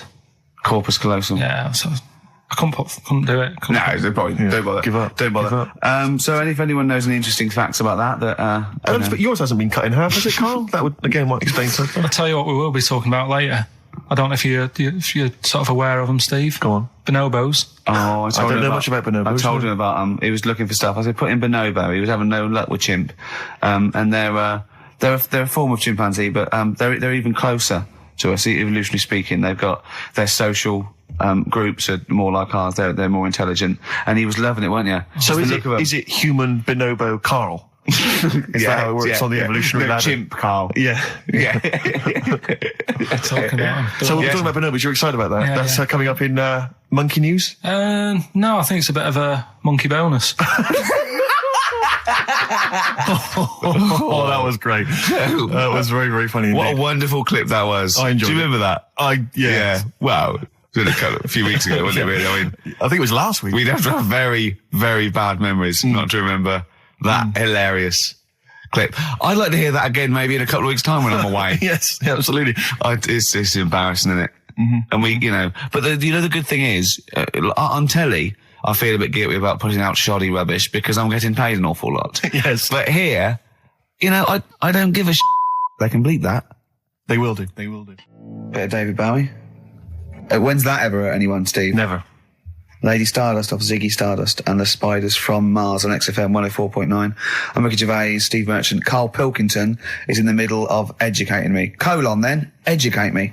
Did I tell you the time when the doctor said I was going to die? All right, keep talking. Right, ages ago, must have been about 15, right? And at lunchtime there was this. We used to have a choice of stuff to do at lunchtime, right? Used to have like a burger place that had an arcade machine in it, right? So we used to go there and play on that and have a burger. Or there was this baker's, right, that my mum worked at, and did great cakes and stuff, right? So she used to like bring some home and that, but she couldn't always bring them home every night because, they'd cost money, and she used to get them for free. And they used to say they'd rather chuck them away than give them to the staff because there's a chance that the cream might be off. Right. Right, so they used to chuck them round the back. So I used to go around the back with my mate and eat a load. Brilliant. Eating out of bins. No, it wasn't out of bins. They were still in trays, but they just stacked them up near the bins, right? So this got out. I mean, it used to be chocker. Once the school found out, everybody used to go there, and it'd be like, well, have a cake. The headmaster crawling fighting the kids off. Right, so I'd have you just eat, 6 jam donuts or something, and then you'd spend your dinner money on the arcade machine. Brilliant. Right? So it was a good afternoon, really, right? So you'd do that, and this one day I must have had 6 or 7 jam donuts, a few Congress tarts. What's the Congress tart? I love them. I can't get them in London, right? So I'd have some of them. If anyone can get a Congress tart for Karl in London, please let him know. So anyway, this day, that was just a normal day. Do you know what I mean? You'd once, twice a week, you'd have a load of cake. In your life, a So normal anyway- day in your life. Were the frog boys there with the webbed hands and the big heads? So- and the horse in the settee? But the day after one of these days, I had really bad cramp in my belly. Right? I was like in agony, could hardly walk. So I said to my mum, You could hardly stagger to the free cakes.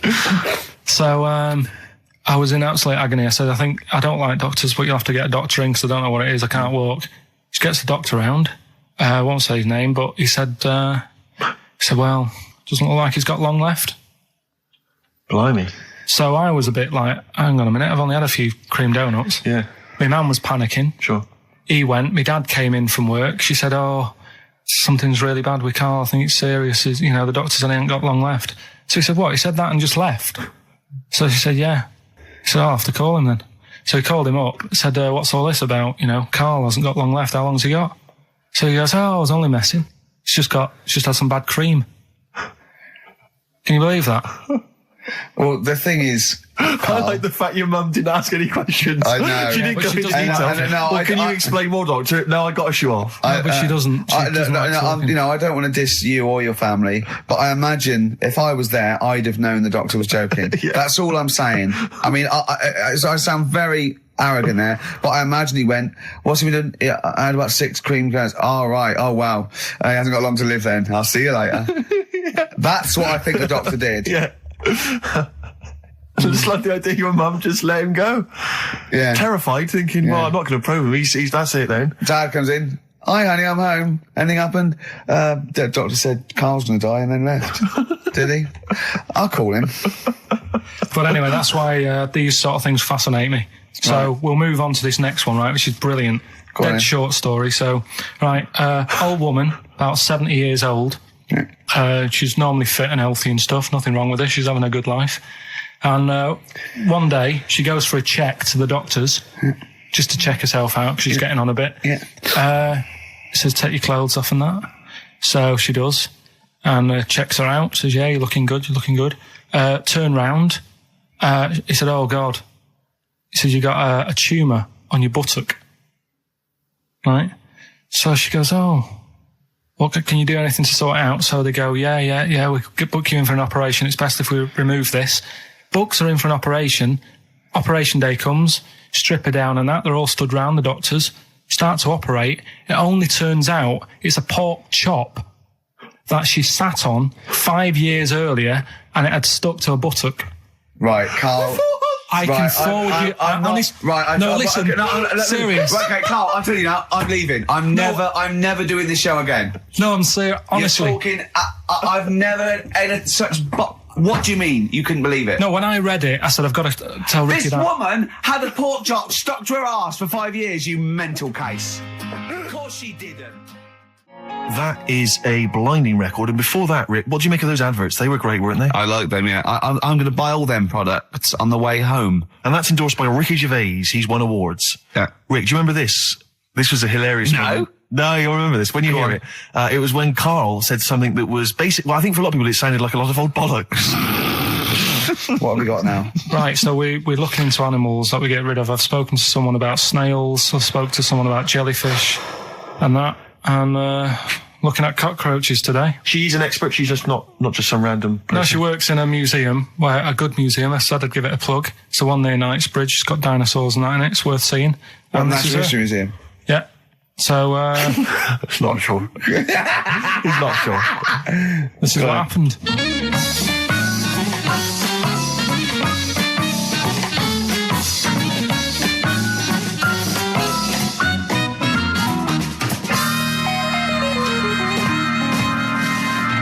Now, what I'll do, I'll tell you as much as I know, and then you can fill me in if I'm right or wrong.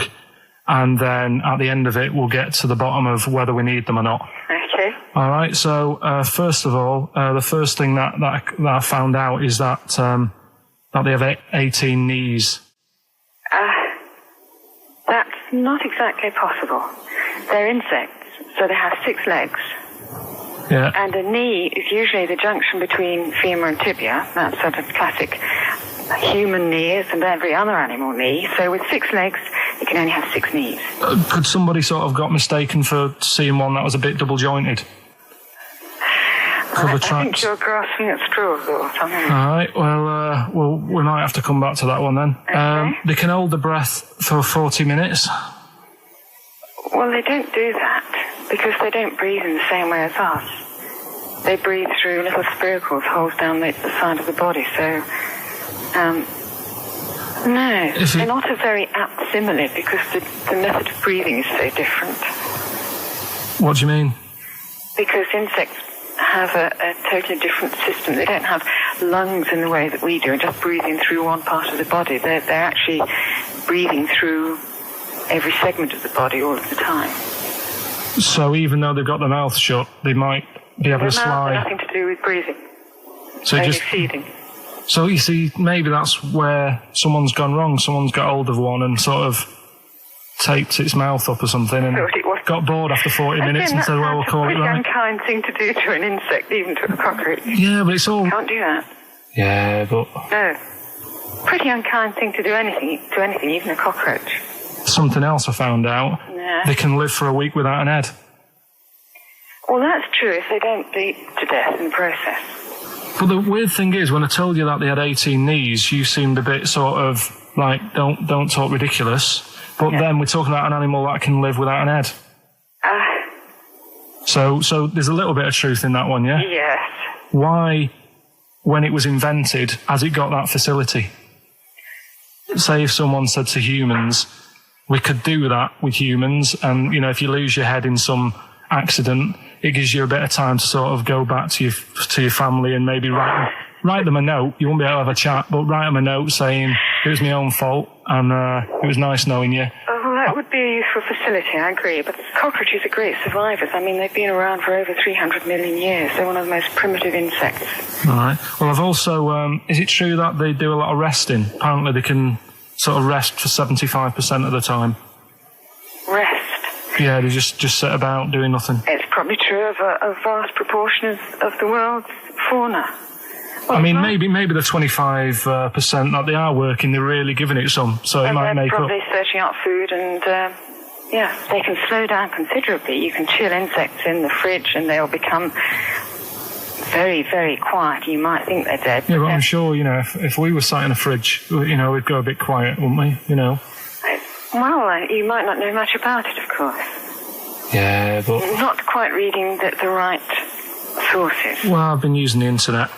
I'm sure there are many useful sources that you could find there, but some of those seem to have been a little misleading to you. So you don't agree with a lot of what I've told you there? No. So cockroaches, can we get rid of them? No. So we're keeping them then? I would say so, yeah.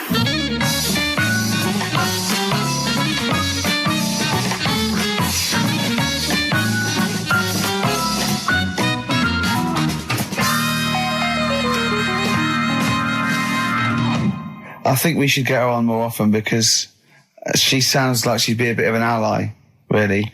Because she knew immediately that you were talking nonsense. She even said, I think you should be more concerned about your sources, which I've been trying to tell you for a year, right? The fact, I mean, 18 knees, where did you get that from? It was on the internet. They can hold their breath for 40 minutes. I mean, I don't know what you read and take on. Mad world, don't it?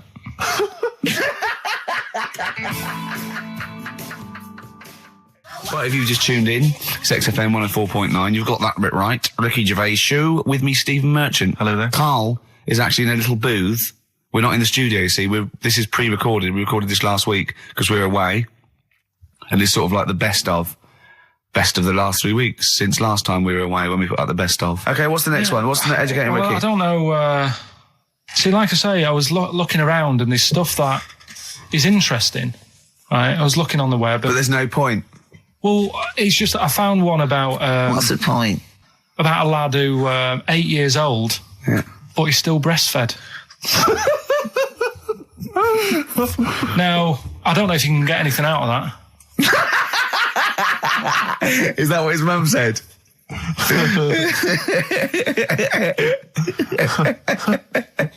So, what do you mean? I don't know if I can get anything out of that. You don't need to. No, it's just that. You know, where did you read that? That was on the internet. Oh, well, yeah. You're always unspecific when you mention it. It's just it was on the internet. Well, I'm trying to think what I put in. I think I put in Y to see if I'd confuse the computer. And then, go!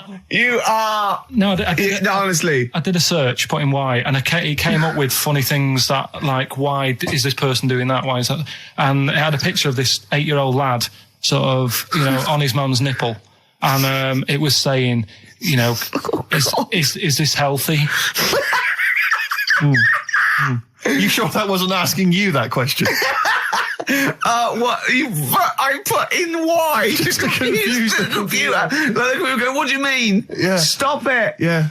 Oh, look, Last week, I was walking home with him, and I went, he was saying something stupid, and I went, I've got a competition for next week. Let's do a phone-in, and it's called Karl Pilkington, Genius or Fool. Yeah. Right? And he went, No. I went, why not? He went, well, it'd be confusing, because they say there's no difference between genius and being a fool. We do that, don't we? No, but it's rubbish, and people say there's a fine line between madness and genius, and you know, it's a ridiculous soundbite. They don't say there's a fine line between a genius and an idiot. Well, the people who do are idiots. Yeah. So what would you do there, though, just to sort of wrap that little thing up? What would you do? That lad loves his mum's milk. What are you asking me to come up with? No, I'm just a title for the story. No. It's just what would you do? Right. What do you mean? What would I do? Well, it's causing a bit of a problem in the area. Right. What area? In America, I think it was. Oh, America are a problem, are they? George Bush is worried about this kid who's breastfeeding at 8. Imagine it like this, right? Right. No, so Carl, what are you asking me? About this spurious story you saw on the internet? I saw it on the internet. There's an 8-year-old lad, he likes his mum's milk, and it's saying, is this right? Should it No, be it's going not. on? But what do you want Ricky to do about it? It's not his responsibility. Yeah.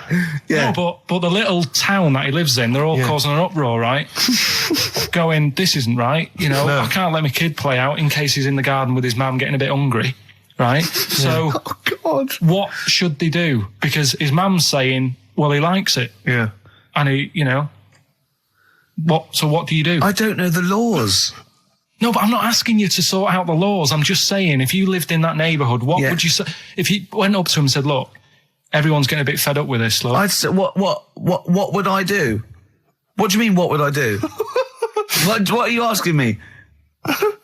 Right, it doesn't matter. No. What are you asking me? What are you asking me and Steve and the public? I'm just saying, say if you live next door to this woman. Yeah. Right? The kid's hungry, 8 years old. He's out playing on his bike and he goes, Mum, I'm getting a bit peckish. And he goes, all right, son.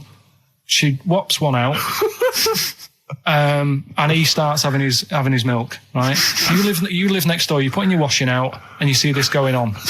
You're getting a bit sick of it because it's gone on for months. 8 years, I see. Why is it your business? Why are you such a nosy neighbour that you're concerned? What would you do, Carl? Let's turn it back on him. Yeah. What would you do? What's your solution? What would you do? Well, I thought I'd say, right, why are you doing this? And she'd say, because he likes it. And I go, all right then, put it in a bowl first. Genius. And you think that would sort that out? No, because I was thinking about the whole thing, right? And you do that when you're a baby and everything's all right, innit? Yeah. No one bats an eyelid at a little baby having a bit of milk from its mum's breast, right? Yeah. You'd almost say it was natural. But you grow out of it. It's like you don't see. It got me thinking about things you don't see. And you don't see. Did you put this into a computer? Show me things you don't see. What else don't you see? Well, you don't see, like, an old man having a Twix. You never... Oh! So what?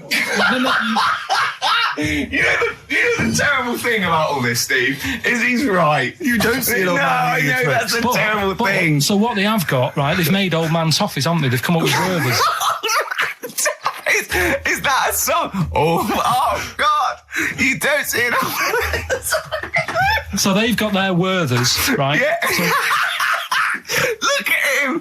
You think he's giving a lecture at Oxford? It's not going anywhere. No, go on, sorry. Go on. I'm just saying, Right. You grow out of things. Yeah. And the old man, I'm sure when he was a kid, he'd have a Twix. Yeah. But now it doesn't look right, so he's having... It doesn't look right!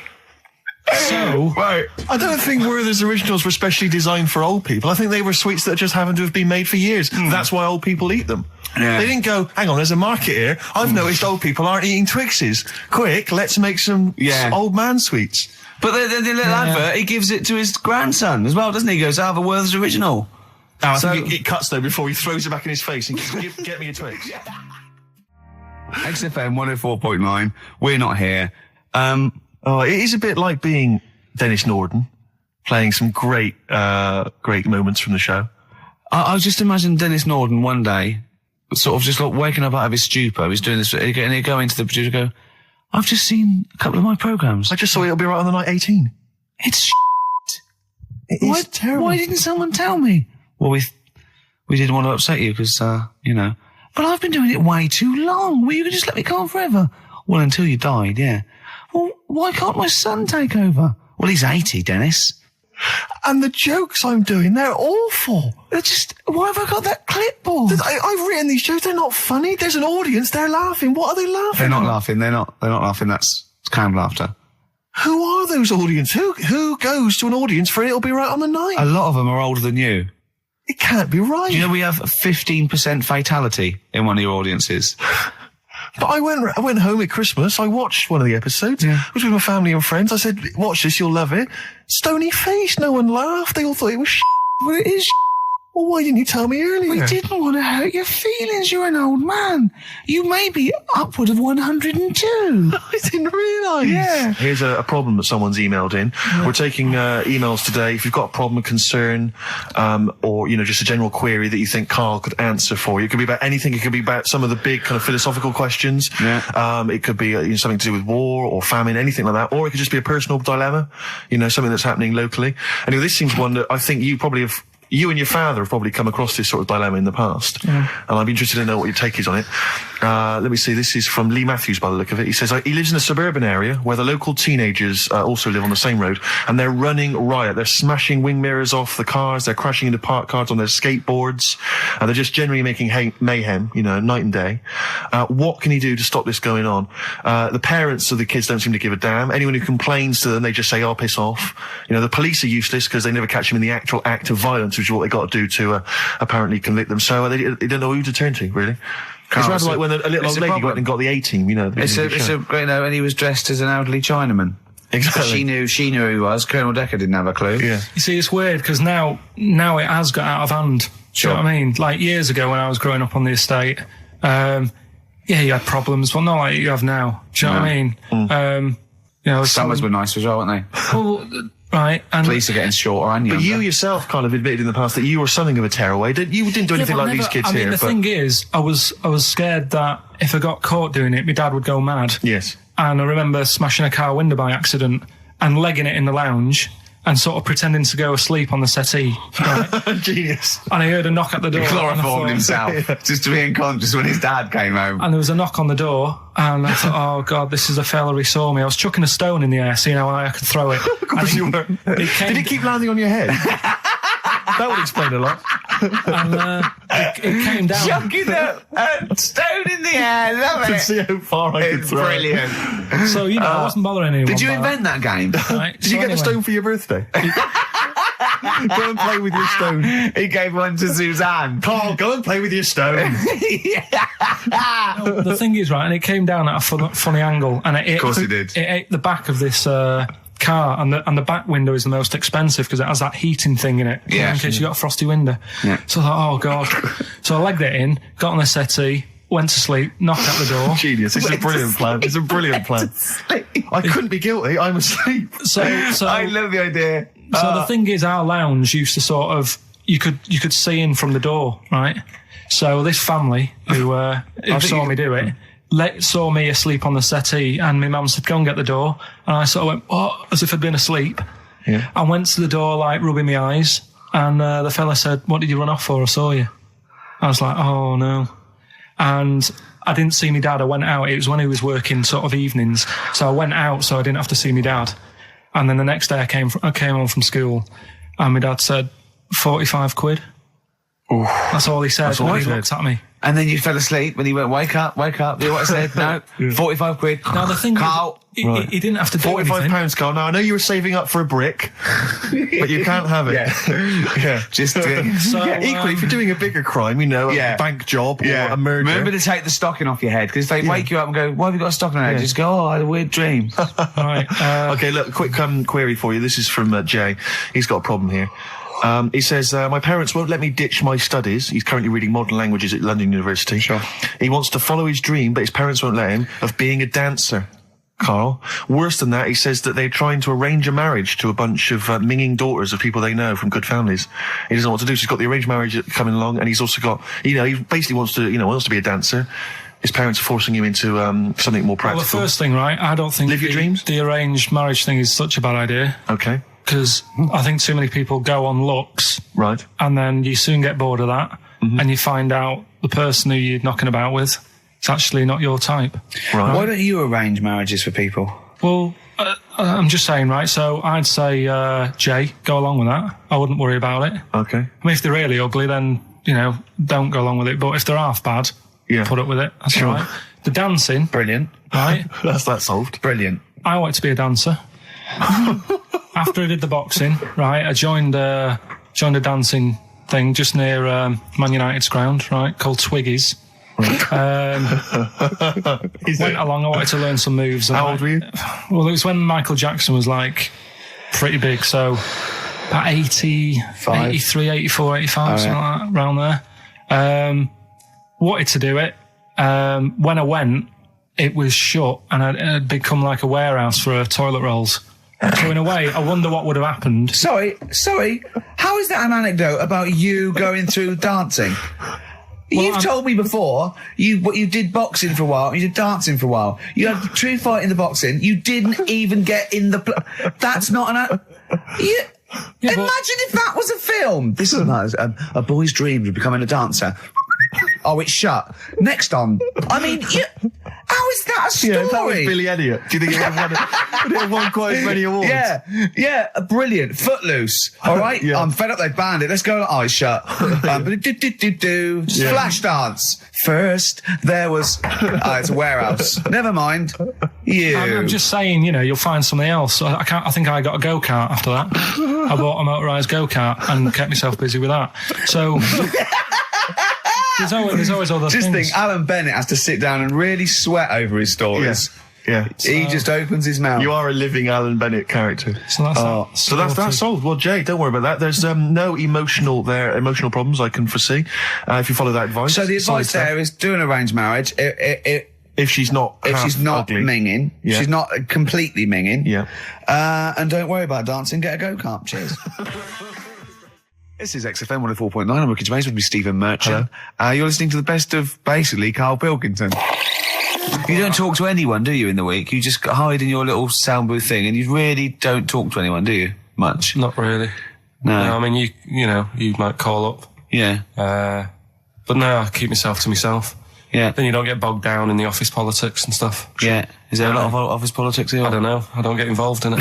Oh, yeah.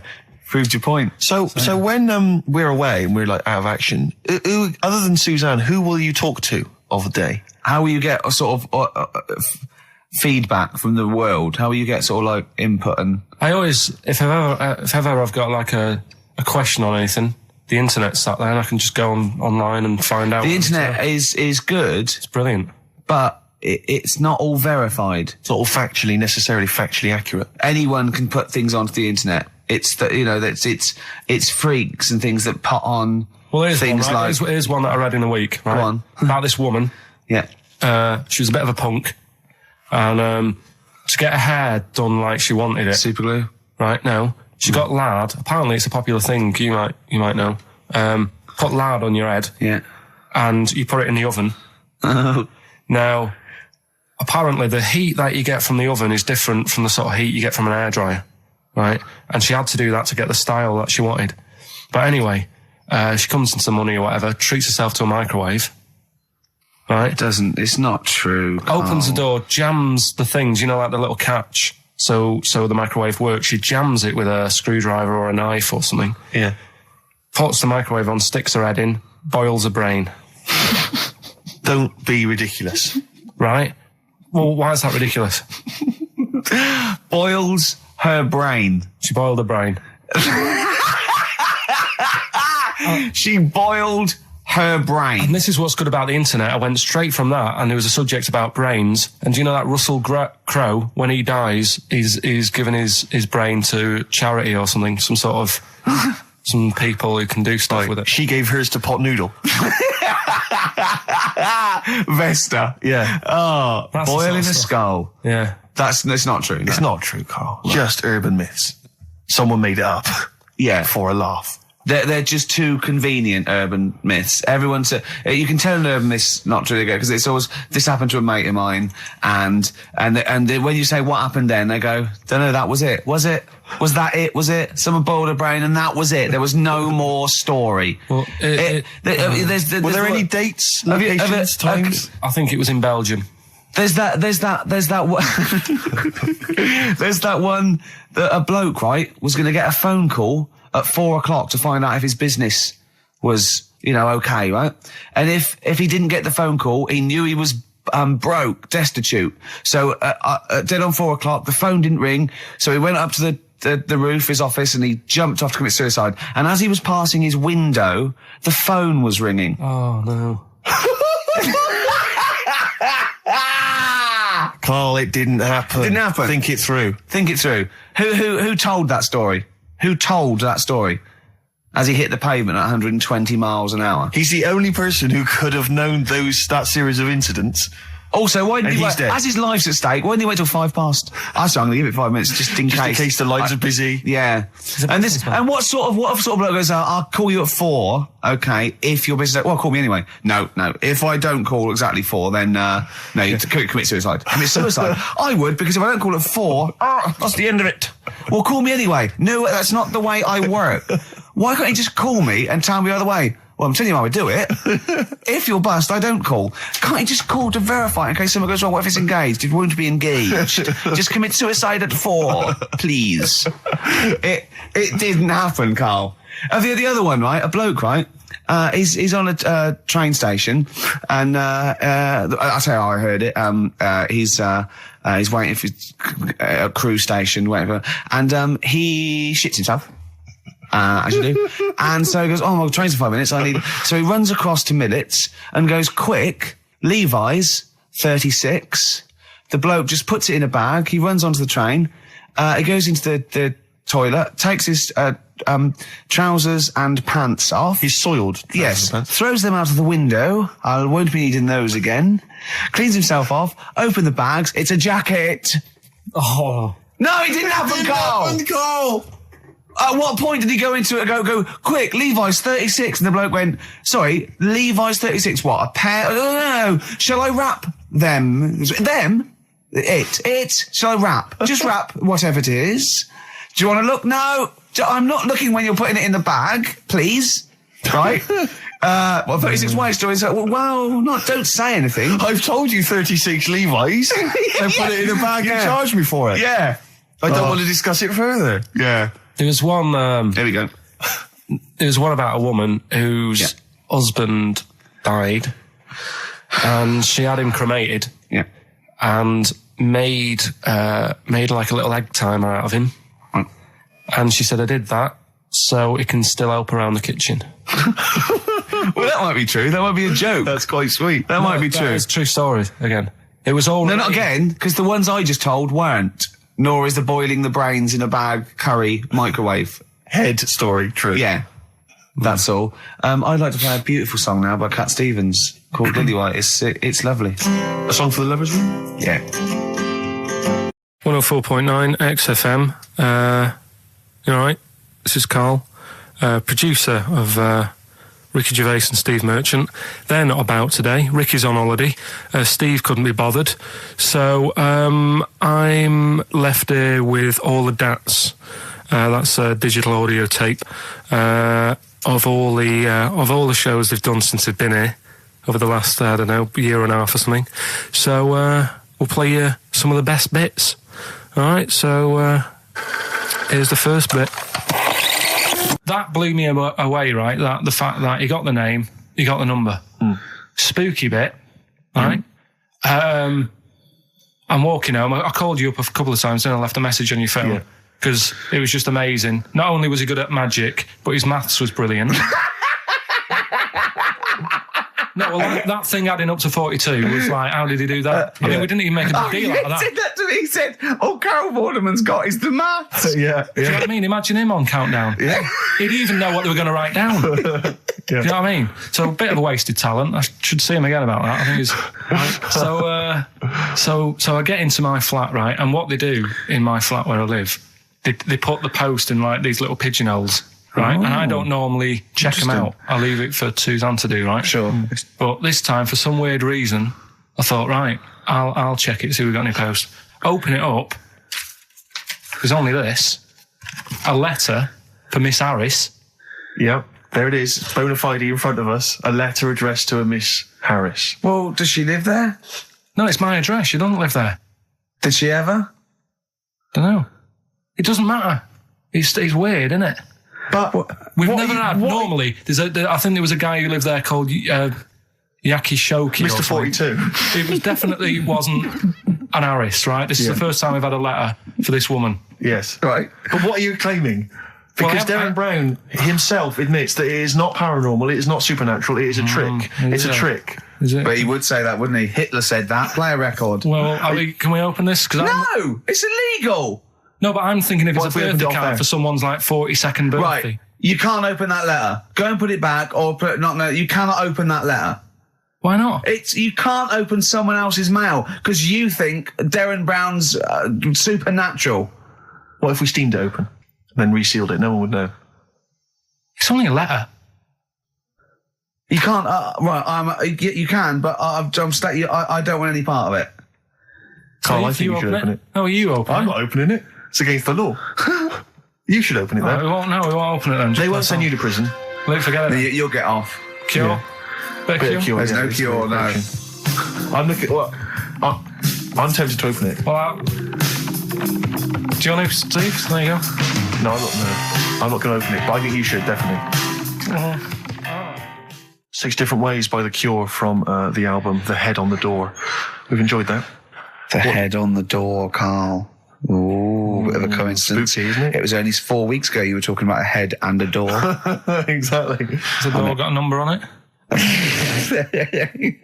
42. Oh, dear. So we're not opening it?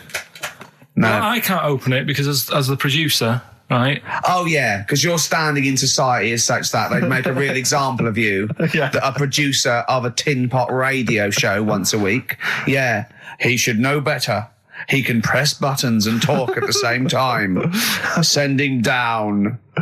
But they wouldn't try you in an adult court. You would get away. You would get away with it. Just they'd hear you speaking for a little while, and the judge would end up squeezing your head and letting you off. It'd be like those people who train monkeys to break in. Do you remember down in South London? We talked about it in the past, and they were going around robbing stuff, and they trained them to do it. Yeah, I don't think those monkeys would have got in trouble. It would have been the keepers. So, I think XFM would probably take the rap. Will you open it? No, I can't be seen to open it. No, he's a writer-director. Exactly. So am I. I can't be seen to open it. I'll give it here then. Right, I'm having no part of this. That's against the law, but... Right, I'm having no part of it. Open it. Come on, you've started now. Right. The thing is, right, if it's important, we can say maybe she's listening. But do you need the stress? What it could be anything. What are you going to say? We're going to say, oh, and if you are listening, Mrs. Harris, you have got gonorrhea. Call the clinic. Do you know what I mean? It could be anything. Oh dear. Oh well. I think my talk did well. Well, what is it? It's the number 42 on there. What is it? Can you say? Be careful. What? Let me see what it is. What is it? Dear Sir, Madam, your periodical dental inspection is now due. Would you kindly contact the surgery to make an appointment? Harris, Mrs. Harris, if you're listening, your periodical dental inspection is now due. You might want to contact the dental surgeon that you normally go to. She could have a faulty tooth. 42. 42. 42. I don't believe it. 42. 42. Oh my God. God, that Darren's good. Darren Brown's good, isn't it? Oh dear. Ooh, those boys can rock there. That's the Guns with All Their Roses and Sweet Child of Mine. On XFM 104.9. I enjoyed that. Yeah. That was good. It rocks. I hope the audience was playing it loud like us. Yeah. Ricky Gervais, Steve Merchant, Karl Pilkington. Well, look at him yawning. How rude is that? Carl, what's wrong with you, man? Have you been up late? A little bit. Girlfriend was away, wasn't she, yesterday? Yeah, I always have a problem with that. I always have, because you don't go to bed, do you, early? Do you know what I mean? You sort of think, I just always find that thing that if, you know, you're used to living with someone, one of you will go, let's go to bed, then you'll go, all right. But when you're on your own, you go, You just forget to go to bed. I just stay up. Okay, stop eating now, Carl. You've ate all the food. That's just a plate. All right. Okay. Yeah. No, I stayed up and watched, there was a thing on about Dracula. Right. What, Dracula? And I found a flaw in it. Go on. Not the fact that he's the living dead and drinks blood to stay alive and he doesn't reflect and he can in turn into a mirrors. bat. Well, and you can go on. The mirror thing, you can't look in mirrors, can he? Well, he can look in mirrors, but he can't see himself in a mirror. Yeah. That still doesn't work. Go on. It doesn't work at all, Carl. It doesn't work at all. Go on. No. Well, centre parting's always really neat. His centre parting's always really how neat. does he do it if he can't look in the mirror? Blood on the floor or something it was called. Rubbish. I love the flaw in the Dracula film is that his centre parting's too neat. How did he do it without a mirror? Oh. Was it a documentary about Dracula? No, Yeah, there was the real Dracula. Yeah, the real Dracula. The It's true just a story. film. It had blood on the floor or something. It's called. Yeah. It's rubbish. We had a little lunch yesterday, didn't we? We did indeed. That was a nightmare. Yeah. I hate going out with you two. I was explaining to Carl, right? I like to excite Carl's imagination, right? And if it involves chimps or monkeys, all the better. Brains he likes, parts of the body, deformity. You know, I know where to, you know, what buttons to push. And I told him about this thing. I don't know if any of you out there know about this, but there's an experiment they did in the 50s, a clinical psychology experiment where there's your two hemispheres of the brain, okay? They're joined by a thing called the corpus callosum, right? Which is just a little flap of skin, like a little scarlet lead that joins your two hemispheres. And what they did, they cut that in half, and they thought it was a cure for schizophrenia, but what it turned out to be, or epilepsy, I think, I can't remember, was that your two sides of your brains didn't function together. You couldn't get information. I was telling Karl all this thing, and one of the things I told him was that they did it on a monkey, and it fought itself over a nut. Like its right arm was connected, you know, by its left lobe of the brain, and it was fighting over itself. And Karl went, instead of like thinking this is amazing experiment, he went, would it have been happy if you'd given it two nuts? Yeah, I know. Well, you started off by explaining it, and I remember you mentioned, because I was watching the two of you as you were describing it to me, you said, of course, one side of the brain deals with symbolism, and as you said the word symbolism, I noticed Karl drift away from looking at you, pick up his mobile phone, and start pressing buttons randomly. And I thought it was the word symbolism that got him. And I noticed it took you just a moment longer. And I think the first thing you said was, when did I lose you? Yeah, I knew I'd lost him. It's extraordinary. And he doesn't even try to disguise I said it. nomenclature at one point as well. Right, yeah. And I knew I was dicey with death there. Yeah. But, Yeah. but I told you tried to look it up, didn't you, on the web? You didn't find anything about it, did The you? spelling of it's what is it again? What's the word? Corpus callosum. Yeah, so I couldn't do it. No, there's no point. Yeah. Don't bother. Give up. Don't bother. Give up. So if anyone knows any interesting facts about that I don't know. But yours hasn't been cut in half, has it, Karl? That would, again, might explain something. I'll tell you what we will be talking about later. I don't know if you're sort of aware of them, Steve. Go on. Bonobos. Oh, I don't know much about bonobos. I told him about he was looking for stuff. I said put in bonobo. He was having no luck with chimp, and they're a form of chimpanzee, but they're even closer to us, evolutionarily speaking. They've got their social groups are more like ours. They're more intelligent, and he was loving it, weren't you? So is it human bonobo Karl? Is that how it works on the evolutionary ladder? Chimp, Karl. Yeah. Yeah. Talking about them. So we're talking about bonobos. You're excited about that? Yeah, That's yeah. coming up in Monkey News? No, I think it's a bit of a monkey bonus. All right, XFM 104.9, Ricky Gervais, Steve Merchant, Karl Pilkington, not here. It's the best of. You've been voting in all week, sending your emails. So here's the clips that you wanted. Another holiday. Oh, it wasn't holiday. Well, it was. You had 5 days off work. Why isn't it holiday? You had 5 days not working for a living. You know how many days holiday gets a year now? 29. Oh. That's more than teachers, isn't it? It makes me sick. It makes me sick. Well, I know the kind of hours you work, Rick. It's mad. I mean, if you're not in work by midday, you're furious. No, but I mean, I'm always... 29's normal for the normal working person. Yeah, but, you know... And anyway, it wasn't a proper holiday. I went to see my mum and dad. It's nice to see them and everything, but it's not holiday, is it? Why? It's not going away. It's not getting on a plane, is it? Going away. Oh, is that definitely a holiday? What happened before 1950? I don't know. People used to go... Yeah, exactly. People used to go to Blackpool or Brighton. That was holiday. Yeah, but I didn't Where did go you to... go? Went to Wales. There you go. Lovely holiday. Lovely holiday. Have a holiday in Wales. That's what they say, innit? Come to Wales and have a holiday. That's what they say, innit? So come to Wales and meet your parents. Come to Wales and have a lovely holiday. Right. Well, anyway, it was good and that. It's always good to see him. Right? Yeah. But week off work.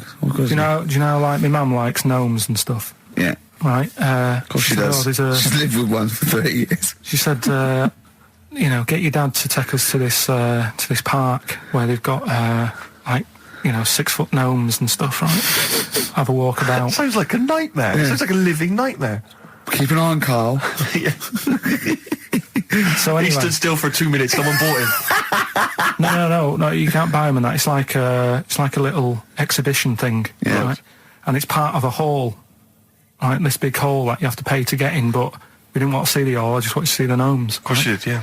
So anyway, my dad says, yeah, well, we can get in there for free. Of course he did. Clever. Right?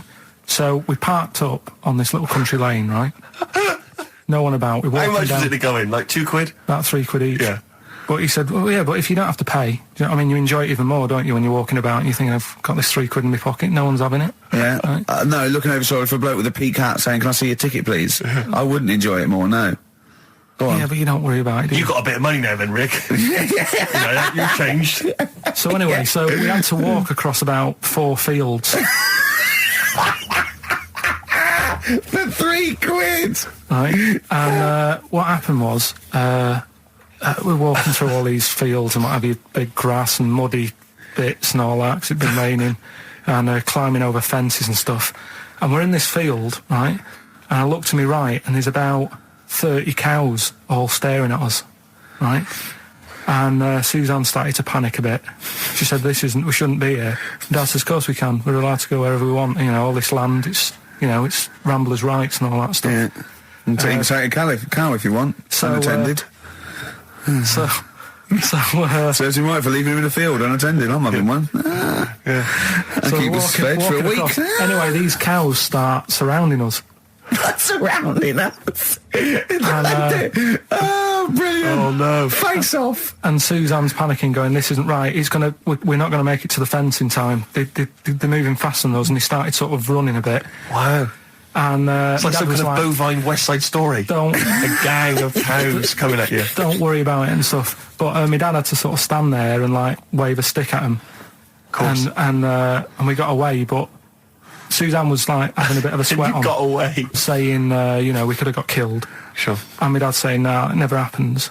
And I just wondered if it does, if there's a risk of... Yeah, it is rare, but there's been a couple of cases of being trampled by cows. They're not aggressive. They sort of run through you. Well, they're aggressive if they've got a calf. They do have kids. What? You had kids with them. Kids, yeah. That's goats you're thinking of. Yeah. Maybe they were trying to sneak into the gnome thing, and they were worried that, like, if too many people did it, and they thought some cows, we can just sneak in. They where were trying, no one's expecting cows. And the cows were going, walk upright like you're human. Don't walk upright. They thought you'd blow their cover. Yeah. Yeah, people have been killed by cows before. Yeah, that was like the highlight, and then... So when you arrived there, you were presumably covered in mud, looking like something that had just come from Glastonbury, staggering around this exhibition. It wasn't that bad. It was just like a woods, and it had like a funny sort of funeral, like a graveyard thing. Right. Yeah. With bodies sort of hanging out the ground and that. And we had these 6-foot gnomes. Right. And then we just set off again, walked back. But you sure this wasn't a dream? No, it was good. It was good. And... called up Ricky. I said, right, are you about? Have a chat and that. So he said, I'll just come round. It's a nice day. Have a drink and what have you. So I got round there at about 6:30, right? Go up to his door, knock on his door, right? He stood there with his tackle out. Oh. Yeah, what did you make of that? What was wrong with that? What do you mean, what's wrong with that? Why were you looking at it? Why were you looking at it? I tried not to look at it. But again, you're always sort of attracted to it, aren't you? Kind of like... I've never been attracted to another man's tackle. I don't know what you mean. You can't help but have a little sly look. Especially when it's there. When you ring the bell, and I mean the one on the door, right? And that's hanging out. And does he dress to the left or the right? It was to the left, right? Yeah, it was left, yeah. Just popped it out of my shorts for him. Just popped him out of the shorts. Should have seen the state of him. Shorts on, no top, cigar. Looked like someone out of The Sopranos. It was a mess. Yeah. And then... we sat on the balcony drinking wine, didn't we? Did you pop it back in, or was it still... Yeah, I popped it straight back in. I'd got the laugh. Sure. I'd got the laugh I wanted. Yeah. He walked in, he went, it's not that hot. Straight away, it's not that hot. Oh, brilliant. Then, was that knob news, or is there more? No, it's got more knob news. That's just a taster. Just a taster. Listen, let's play some adverts, let's play some great music, and maybe we should have some early knob news. Early knob news coming up. XFM. You know, you just mentioned there about sort of no knickers and that. Is this going to be your Auntie Nora? No. Right. It's just, you know, like the last flat that I lived in, I always had a good view across the road and I could see, it was the hairy... There was the hairy Chinese not kid, hairy yeah. Chinese kid, he was just a Chinese kid, actually. Yeah. Running Because back. that's rare, isn't it? Hairy Chinese kids are very rare, isn't it? Yeah. There's only one official sighting, isn't there? In one of those shit little magazines that you buy. And there was the old woman who didn't move, she was just sat there reading a book all the who time. we think possibly died and no one came round for weeks, But, and now I've moved, right? And it was quiet for a bit. I always look at what view I'm getting, right? Looks across and it was just sort of empty, sort of flats ready for people to move in and that, right? Anyway, people are in there now, right? And they've put all the furniture in, but I haven't put any curtains up. Oh. Right. So anyway, I'm sort of washing up, just having a look out the window. Yeah. Right. Girl sort of wandering about, you know, knickers on, right? With no knickers on? You mean No naked? knickers. Well, she had a bra on. Right, okay. But, She's no probably knickers. looking for a knickers. So I thought, oh. And I don't know how long I was looking. No. Right. But anyway, she looks across. Oh, God. I think she spotted me. Yeah. I think, oh, God. I felt really bad. Yeah. I said to Suzanne... Sorry, is this some sort of Peeping Tom confession? No idea. Well, it's not... That's the thing, though. Peepington. If I was peeping, she was peeping as well, because she was looking over. Works both ways, doesn't it? Yeah, but yeah, all she could see of you was your bald head. Yeah. No. But And your this hands is it. moving as you were washing up. And some white-looking substance A frothing up. particularly stubborn stain on this glass. Yeah. Oh, God. Imagine that. Imagine if she looked across. I'm assuming your sink is lower than the window. But didn't she just cover up or something? Or she looked back and go, oh, you looking at my fanny? Well, the thing I did... What? I thought, just sort of drop me boxer shorts. Because I thought... Well, Suzanne said, what are you doing? What are you talking about? What are you talking about? No, just so they can see me cheeks of me. What are you talking about? No, because I thought if she thinks I'm walking about in the nude as well, then we've both got something out of it. Carl! This sounds like a bad excuse in court. I know. So sorry, you were looking at a woman dancing around naked, right? So the only thing you could do was immediately drop your boxer shorts. So she looked across, saw you fully clothed, saw you took your boxers No, she wouldn't have done, because it's sort of just the top half and the sink's at a side angle, so I was sort of looking out. So This she is wouldn't have genius. so she wouldn't have seen your trousers then anyway. No, she did. I moved in front of the window more. So you then made them. You actually climbed in front of the. Oh, this is amazing! So you climbed in front of the window to show off. It wasn't your naked obvious. lower half. Susan said, "What are you doing?" And I I said, bet she did. What are you looking at? I sent you in here to What clean are up. you doing? I'm just taking my trousers down, stand over the window. Why? Because there's a naked woman across the road. What do you think I'm doing, Suzanne? I'm exposing myself while looking at some free fanny. leave it. What's up with you, Suzanne? Anyway. Oh. Wait a minute, can I just check? A final question. What did the woman across the way... What happened? What was her reaction? I didn't look again. I just thought, you've seen a bit of action as well. We're both happy. Let's leave it. Brilliant. So were you waddling around like a penguin with your trousers around your ankles? I just was walking about, and Suzanne said, "What are you doing?" I said, "I'll explain to you in a bit, but don't look out the window because then it's Excellent. obvious." Then he sees that she calls her husband to look at Karl walking around naked. He goes, "Oh, she's got a... Quick, Suzanne, get him out. There's only one with him. Get some more friends. They've gone one more." Oasis and Songbird. It's a nice little ditty It's all right, yeah. of a It's not so Saturday. bad. Yes, thank you. XFM 104.9, Ricky Gervais, Steve Merchant, Karl Pilkington. I think we should go straight into it, Karl. I think we should do the competition. There's Karl in the corner. It seems a little premature. Do you reckon? Yeah, I Do you think reckon so. it's so Yeah, good? We should tease it out of Well, them. it's a big thing. It's just that I've got absolutely nothing to say. Sure. I haven't really... Well, I mean, like often I know you all have spoken to Karl in the week. This week, for some reason, I've been speaking to him. Oh, right. I spoke briefly to him about Michael Jackson and the documentary. Yeah. Now, of course, I thought that was extraordinary. Amazing, and I asked amazing Karl's piece of opinion. work. Yeah. And he didn't mention to me the fact that Michael Jackson likes to climb up in trees. No. He didn't mention anything about his bizarre relationship with children. He didn't mention anything about his obsessive billionaire spending sprees. Right. He didn't mention anything about the mannequins he has in his thing, or the fact that he drives around his sort of 7 hotel suites in Las Vegas in a little kind of old people's scooter. The only thing of note for Karl was he said to me, "Did you notice how big his hands are?" I'll tell you what, though. I did. What? Yeah, how are you looking at... The man's got, like, a face that he's had reconstructed. Well, I can't seem to say that. It's libelous. Yeah, But, he hasn't. He's got he's an had two face. nose jobs. Yeah. And you're looking at his hands. But I think it's because you look at him and he looks a bit like... there's a bit of androgyny there, but it's sort of like it is quite a petite sort of old lady's face in a way. But then you see these labourers' hands come out. That's always the way with a tranny, isn't it? You know what I mean? What, you can't accuse him of being a tranny? No, he's not. No, he's not. What are you saying? No, I know he's got not. enough issues. Now you're accusing him of being a tranny. I like him. I thought he came out that brilliant. I thought it was really... I really felt sorry for him. No, I think... He cleared up a few things as far as I'm concerned. I thought it was a fascinating piece of work. But I did like the shopping spree. That was great. Extraordinary, because he's just got going such around bad just taste. pointing. I know it was bad taste, wasn't it? It was like one of those bizarre shops. You know what I mean? There's anything, sort of a gift shop, but they're trying to make it look like Ming. But and it's sprayed gold. If he'd been living in a trailer park, he'd have been ordering, one of those porcelain dolls dressed like a Harley Davidson bike rider, or an Elvis commemorative plate. It was the kind of billionaire equivalent of that. But the hands were a giveaway. It's the same as those sort of transvestites. It's like you get. What was it about his hands? I didn't you know when you get like a cab driver or something, right? And he decides to turn transvestite about 60, and he goes on Kilroy. Do you know what I mean? That way, he got a twin set of pearls, and he goes, "I've never felt so comfortable." But his hands are still big. He's got a little wig, and he's got the lipstick on, and he's with his teenage kids who are going, "Kill me." Do you think he's been having surgery on his hands to make them larger? Bigger, yeah. Is that why he was wearing that glove through most of the Exactly. But I think he wants to be a goalkeeper. Right. And they said, well, you can't, Michael, you've got big hands. It would help him climb the trees. Yeah. And he can play tennis now without a racket. Yeah. So what did you make of it, Karl? Were you intrigued? The Michael Jackson thing. It was all right.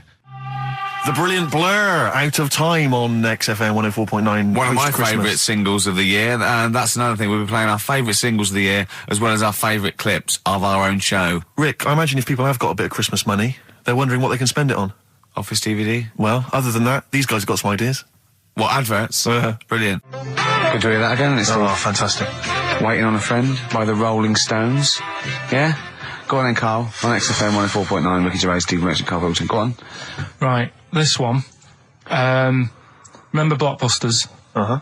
Right, this one is good, and we'll do this one. Rockbusters.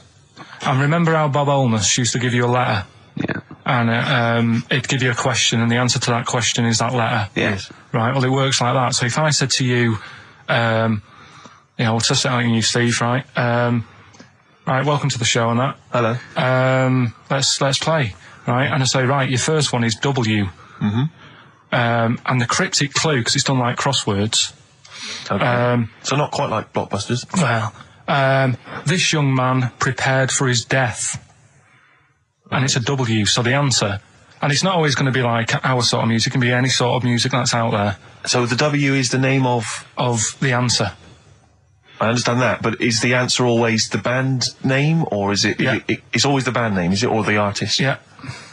And so would the W be the surname, or would you have both the initials if it was someone's name?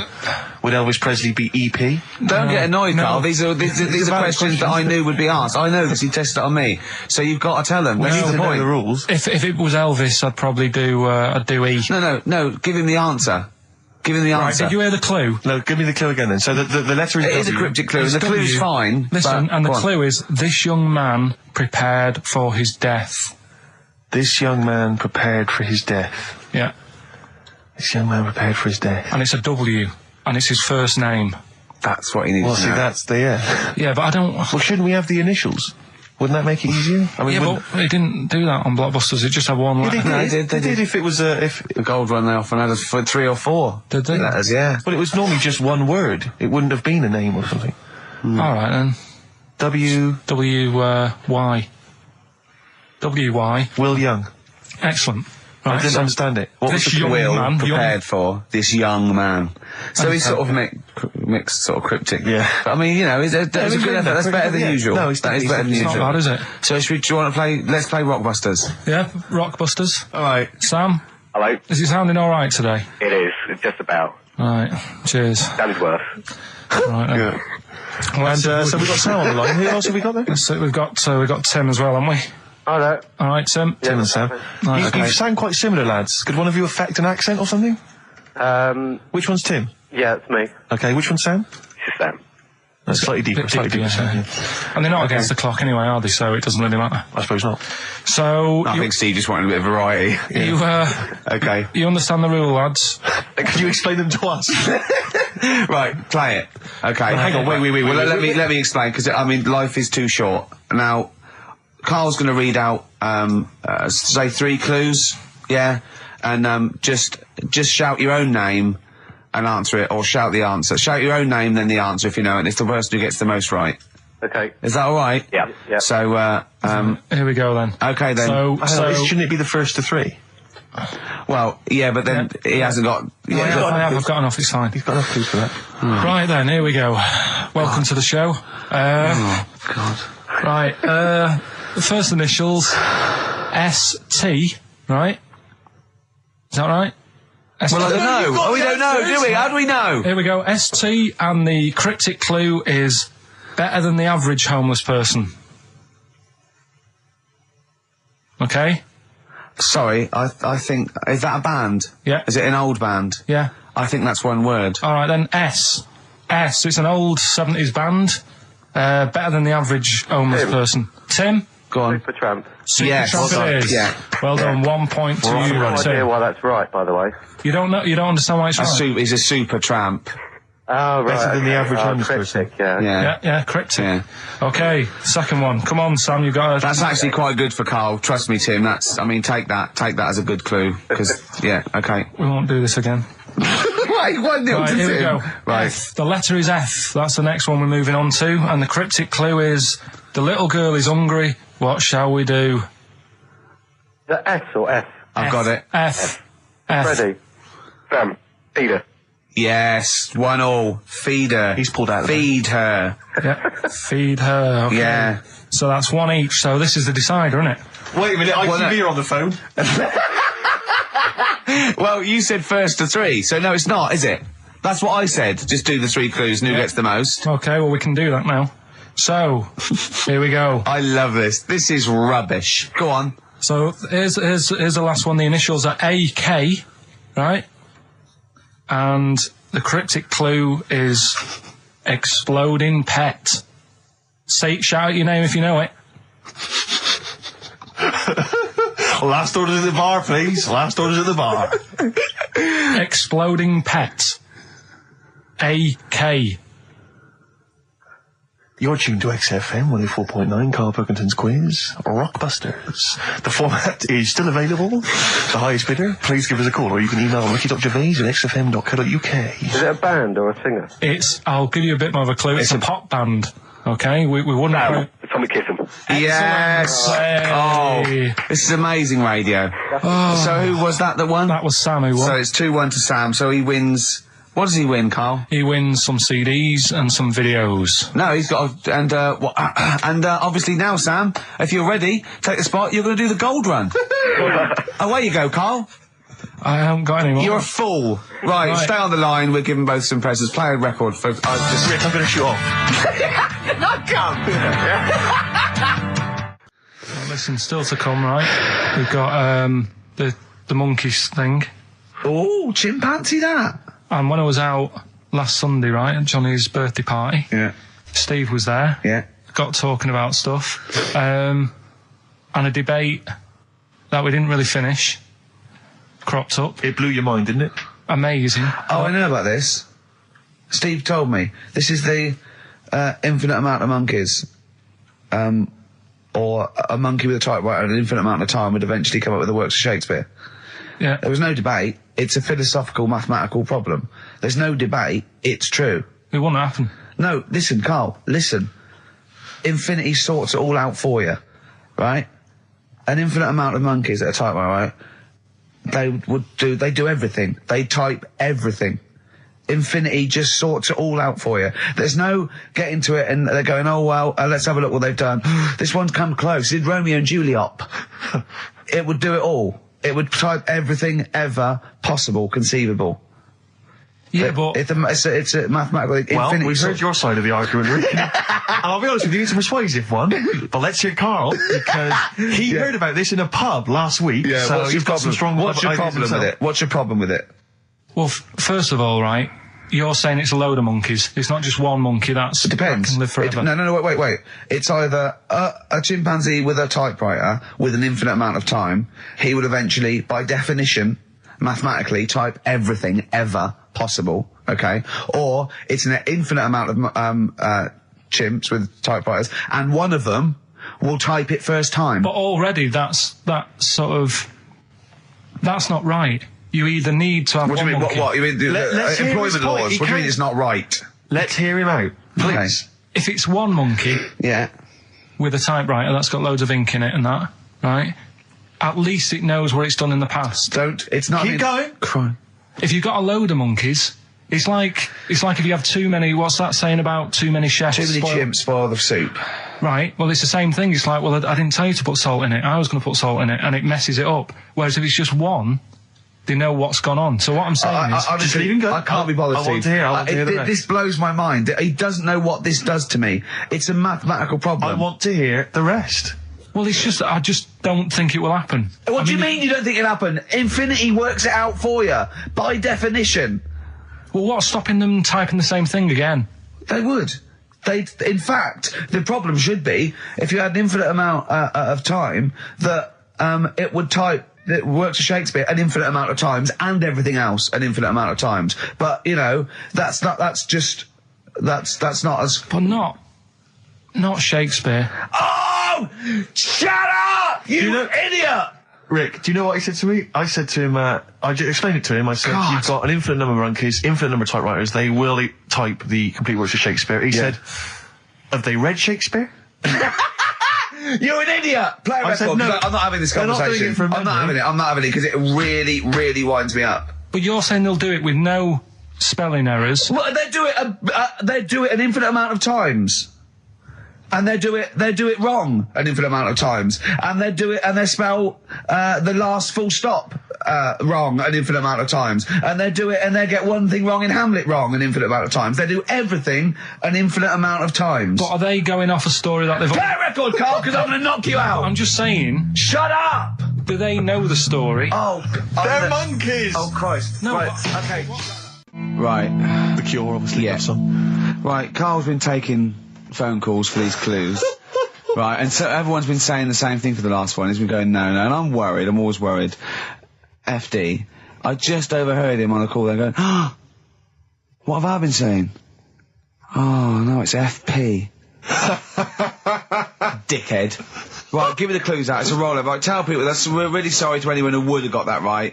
Okay, right, do the clues quickly. Tell them it'll be a rollover, so we have to do 3 new ones. Do you not write these down, I don't write the answers down in case Ricky looks over the thing and sees the answer. Why would I cheat? I'd rather you do something right with your life. Right, well, the clues were I've got 3 other jumpers like this one. Yeah. That was FT. Yeah. You got that, 4 tops. Yeah, that's all right. Good, well done. That bunch of people can't make up their minds if they want to sit in the sun or not. That was C, they were getting that. That was charlatans. Charlatan, right? A bunch of them, charlatans, right? What? What's Charlie? No, it's like, shall I go out? Shall we? Charlatans. They got it, right? Where I went wrong with this one, the Jamaican fella, he had to have some aspirin. Why? It's my fault, you know, I'm not cutting, there's no point passing the buck or anything. I said FD.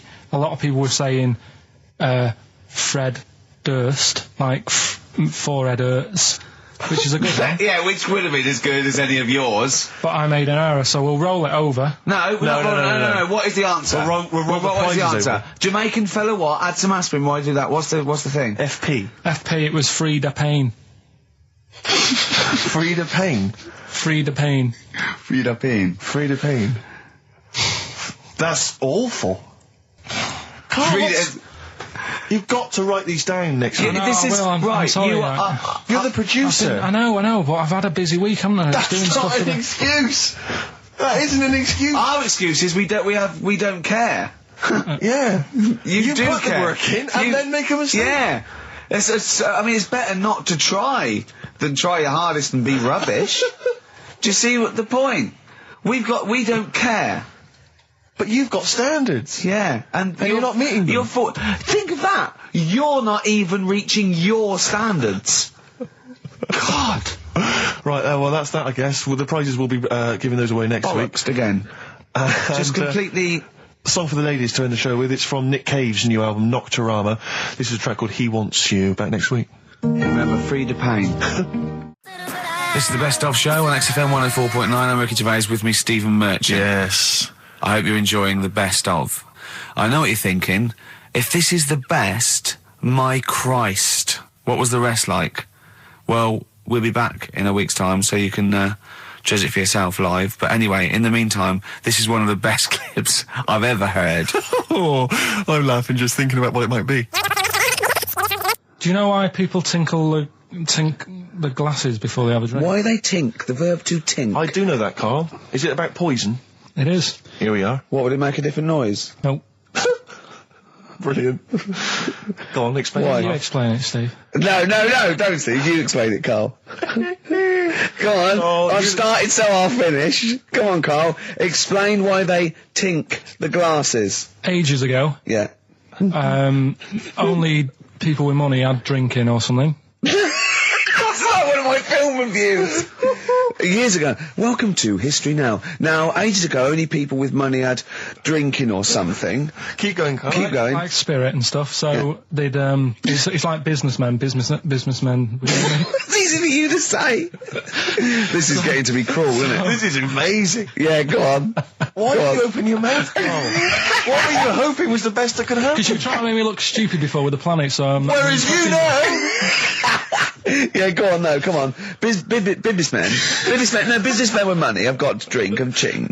Okay, so then we'll drink. So they'd nip round to have a chat about whatever they're earning money with. And they'd say, right, do you want a drink then? And they'd go, oh yeah, that'd be alright. So, rather than like, just pouring it out of a bottle into a glass and saying, there you go, it could be going, hang on a minute, it could be poisoning me head and trying to like nick my business idea. Yeah. So what they'd do, it sort of pour a bit of his drink into the other person's glass and you get that tink noise. And that's like, cheers, you know. No, Carl, I just have a slight amendment there. I think what it was you're absolutely right that they would then test each other's drinks to show that it wasn't poison. But over the years, that was reduced to just chinking the glasses by way of saying, let's not actually bother going through the whole rigmarole. They just did the chinking of the glasses. Yeah, that's good. It was exhausting though, wasn't it? I know. Was it worth it, do you think? Well, I like that, because people carry that with them now. When they do that, they'll think, oh, that bloke's definitely not trying to poison me. Yeah.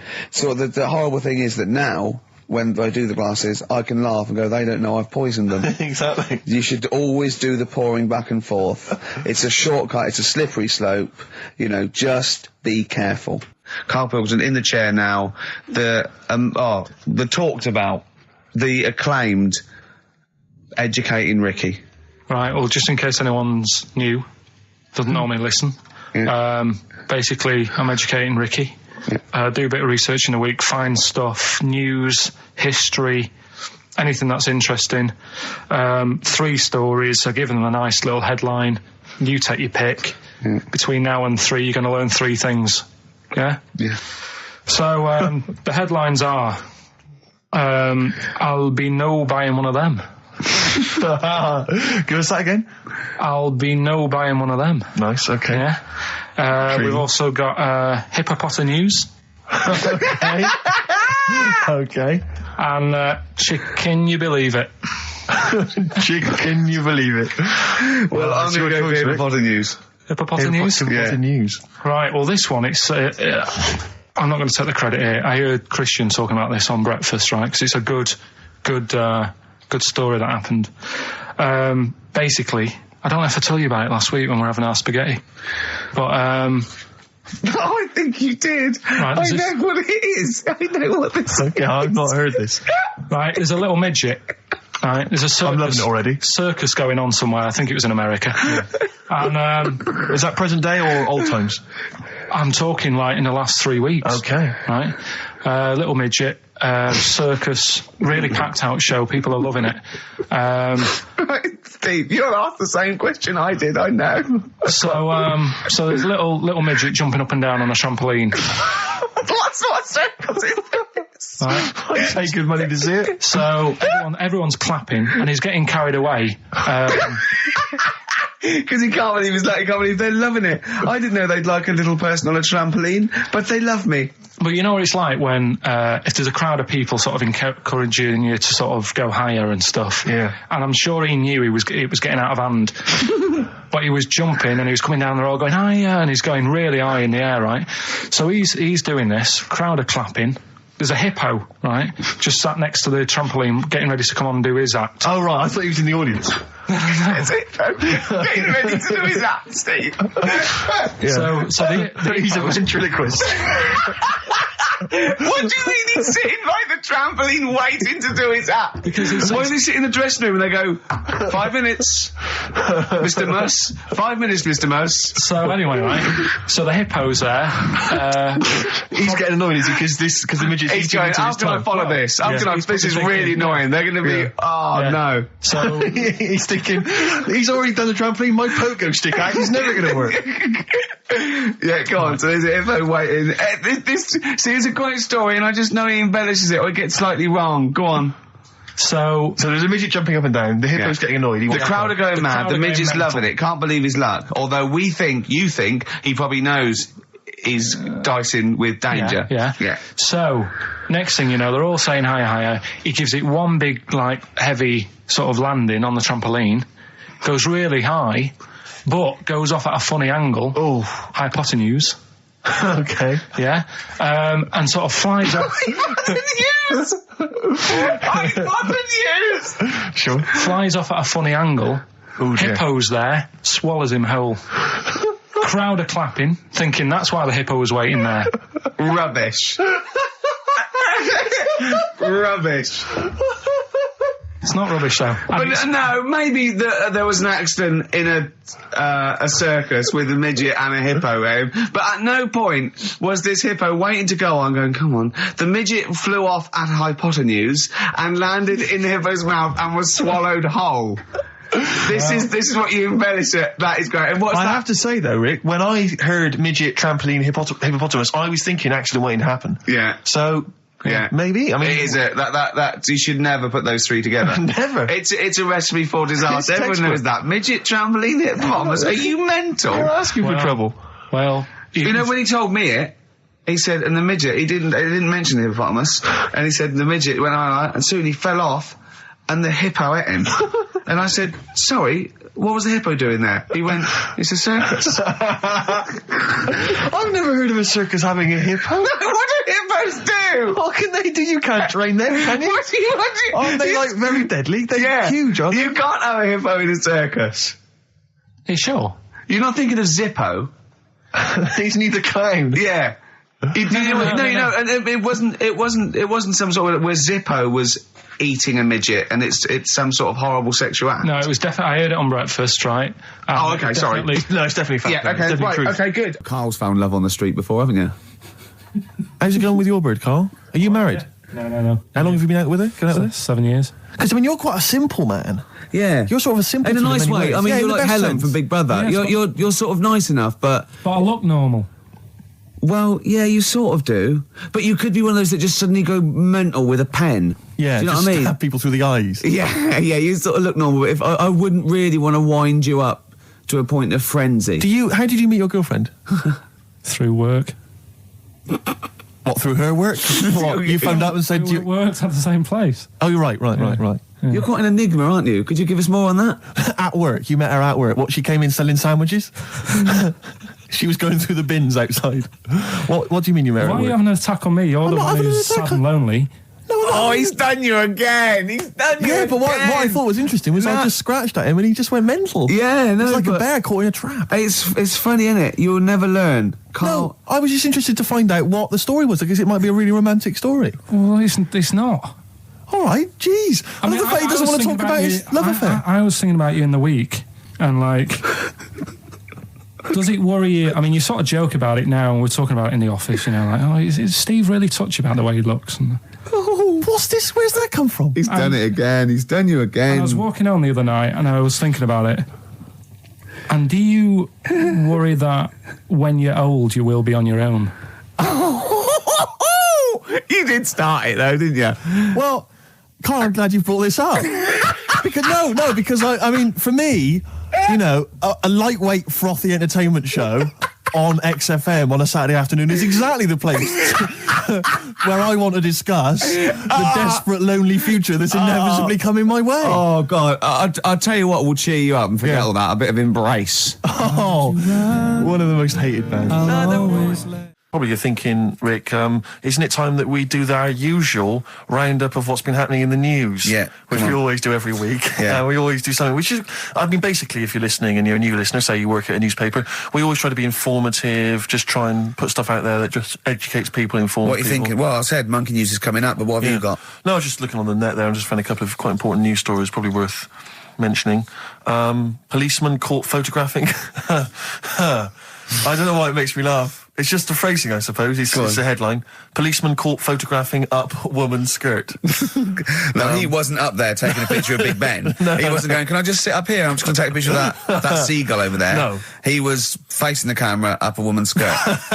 He was indeed. Right. A policeman in Japan is facing disciplinary measures after he was caught photographing up a woman's skirt with a hidden camera while on duty. The 42-year-old sergeant, who's not been named, used a digital camera to secretly snap the shots when the woman was reporting a stolen bicycle. So he was actually doing his proper job. He'd obviously thought to himself, I'll bring him a digital camera today. On the off chance a beautiful woman comes in to report a crime or robbery, I'll have it ready, I'll have it positioned, you know, in such a way. But this is interesting. This is how he got caught. Okay? The woman became suspicious after she saw a flash go off.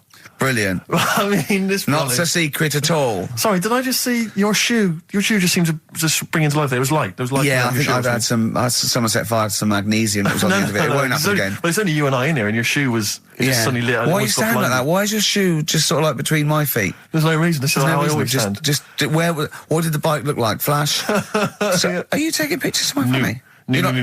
And no, I'm not. And you should be wearing knickers anyway. Well, how do you know that? What? How did you know I'm not? How did I know what? I'm not wearing any... I didn't know you. I don't know what you've got up there. Well, I don't know what it looks like, and there's no way I could. Of course, it would be roughly that conversation in Japanese. I know, yeah. 4.9, I'm Ricky Gervais, with me Stephen Merchant. It's the best of. You've been voting in all week, sending your emails, so here's the clips that you wanted. Wu-Tang Clan and Gravel Pit, we love that, don't we? I love it, yeah. Yeah, brilliant. Classic track. We're talking about embarrassing stories and stuff, and I don't know if I've told this on the radio before. Have I told you, Carl? I'm not sure. But this was when I was working at the BBC. This is not even long ago, and I'd moved to London, and I was fairly new in London. And I was working at the BBC, and I had this BBC hire car, and I've never told it. If there's anyone listening who works for the BBC, I don't know if I can still get in trouble for it. But this BBC hire car, and it was like I'd been ferrying kind of actors and people and production people around all day in this car. And I was driving back, it was quite late, it was about sort of 7 or 8, and I was driving back, and I pulled in to get some petrol. to fill up the car every day. And I went into this garage to fill up some petrol, and I was there. And two blokes came in a white van, right? They pulled into the forecourt, and I was filling up the car. And they went, "Hey, do you want to buy a couple of speakers?" And I said, "Yes, I do." Yeah. Because I'll tell you the reason. It was like I was so flattered that they thought I'd be the kind of bloke who would A, need some kind of classy speakers, and B, would like to buy them on the sly. Do you know what I mean? Yeah. I thought, they like the They've seen me. They've seen I look a bit of a hustler. Exactly. Yeah. I'm a street sort of guy. You can see by the way I use my walk. Exactly. Yeah. So I couldn't believe my luck. So they drove behind the garage, the little sort of garage bit at the back, and I went round there, sort of casually went round there, sort of locked the car, went round there. They went, open the back. You had 2 speakers in there. I said, "Are you sure these aren't knocked off, mate?" He went, No. We work for Dixon's. This is the story he spun me. We work for Dixon's, right? And we're delivery men. And if we make a delivery and the person's not there to sign for the goods, then we have to bring them back to the warehouse. But if we can sell them on the way back, then that's really good for Dixon's. Dixon's must love that. And instead of thinking, are you sure some kind of troubleshooter did someone going to go into Dixon's and go, you're not getting in the garage forecourt market? Jones. Exactly. Get a couple of lads in a white van. Exactly. Yeah. So anyway, I sort of bought this story, and I was a little bit dubious, and I went, right, let me hear them then. And he wired them up to the car stereo, and boom, boom, boom, they're playing. So it was some groovy hip-hop. I was thinking, great, these guys know what I'm into. Yeah. And he's giving me the talk and stuff. And I said, I'm a bit worried these are knocked off. He went, no, listen, we got a bloke at Dixon's who can confirm this is fine, right? Phone him up, use my mobile, right? And quote this reference number, right? So I phone out, and I goes, I go, hi, some guys here in the garage forecourt trying to sell me some speakers. Just wanted to check. He went, it's fine. I went, should I just read the reference number or whatever? He went, if you want. And X14, and I went, yes, fine. Yeah. Okay. You know that was, don't you? That was actually Mr. Dixon himself. Exactly. Yeah. Exactly. So I'm thinking, well, they sound great. They're giving me for a knockdown price. I'd say they were like 400 quid. They were like 200 quid or something. It was a good bargain. I was in the market for some speakers as well. Yeah. So while they were loading it's them all kosher. I phoned Dixon. Exactly. I phoned Dixon. That's fine. Yeah. So while they're loading them in the back of the BBC hire car, right, I'm in there paying for the petrol, right, and the guy serving goes, right. He goes, what were you doing around the back with those blokes? Right? Because obviously there's security cameras filming this whole transaction, right? And he goes, what are you doing around the back? And I went, brilliantly, there's some old mates. Some of my mates were just having a chat and that. He went, oh, right, okay, like giving me obviously the evil eye. So I went back to the van. So I'm in the car now and I'm driving with one of the blokes who's in the van with me because I didn't have the money on me. So I had to go to the cash point to get the cash, right? So I'm driving with him and the other guy's following me in the van and he was like a northerner like you and he was giving it all all right, I'd say my girlfriend's a DJ, she's got some of these speakers, they're fantastic, and he's giving me this. And then my mind starts working. Now that I've got a bit of time to think, I'm thinking, wait a minute, this all sounds a bit dodgy. Yeah. It dawned on me, Rick. You're streetwise. Exactly. You're streetwise, Steve. Not only that, I was thinking, how am I going to get them home? I've got to drop the car off at the BBC. How am I going to get these huge speakers back to where I live? And how can I pay for them? Because I've just spent £100 on Find the Lady with a couple of blokes in the square. It seemed like a fair game. Some of his friends were winning. But so I explained to him, I said, I can't get them back to Brixton where I was living at the time. He went, don't worry, give us an extra 20 quid, we'll take them home for you. Oh, that's good. Delivery. They do a whole service, you see. And there's also a backup guarantee. Did they have the guarantee, the 3-month guarantee? They didn't. No. But so I said, I'm not sure about that. He went, well, why don't you put them in a cab, send them back, and your housemates can collect it? I was like, oh, no, there'd be no one in.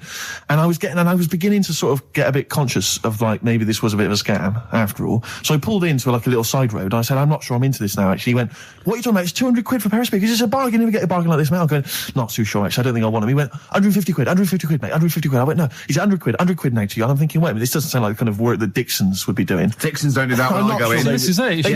Dixon's never negotiate in that way. When I go there, look around and I leave, they go, where are you going? Exactly. I go, no, we'll have anything then. Have anything for a So quid. I stopped the car and the white van pulled up behind me with his mates in. Sure. And I said, can you get them out? I'm not interested. And he went, 100 quid, mate. Oh, you, and he was just going, you tosser, you obviously want some speakers. And he was having a go at me.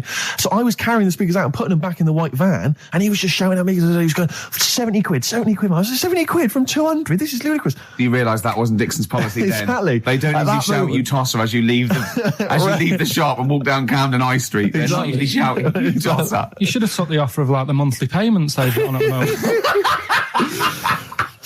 So I mentioned I put them in there, and I sort of knocked the deal on the head, and I got back in my car, and they were in theirs, and I just looked in the rearview mirror, and they were punching the dashboard, like with aggression and venom, like we let that deal slip through our fingers. And I've never been so terrified in my life. I just sat there, and I was just thinking, oh my God, all I was thinking now is, what if I go back to the BBC, and they go, we've had a call from the police, the man at the garage, he saw you doing a dodgy deal. I love it. Yeah. Well, what you do is you put the hire car in a drain in your front garden, and then go in and out of the toilet, just pouring bleach down or Ajax, and they never know.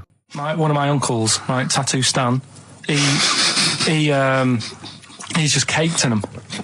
Right. I don't think he's my proper uncle, but it's just like my dad's Tattoo Stan. No, my dad's that's a province in Russia, isn't it? My dad's got loads of mates who. When you say he's not your proper uncle, do you know how, like, when someone comes around, you're all right, Uncle Stan? Yeah. Do you know what I mean? And there was my dad had loads of mates like that. There was John the Screw. Right. So he either works in a prison or he likes to have sex. Cabby. Cab driver. Okay. There was Jimmy the Hat. I don't know where he Jimmy did. the Hat? Yeah. And, did he wear a hat? No. No. There was Fred the Veg. You sure he wasn't a relative? Sorry. Fred the Veg used to get us like big bags of potatoes and that. Fred Veg, okay. And there was Tattoo Stan. Right. And he was just caked in them. And I used to always look at him thinking, why have you done that? I must have only been like, 6 I or suppose 7. if you're born with a name like Tattoo Stan, exactly, you're destined, aren't you? Were Really? they like a 1950s gang? I'm worried about doing a bank job. What was his name? The Hat. What was his name? Jimmy the Hat. I'm worried about Jimmy the Hat. Yeah. Not having a hat. I don't understand it. Are you sure he didn't have a hat? Not when I met him. Did he ever wear a hat?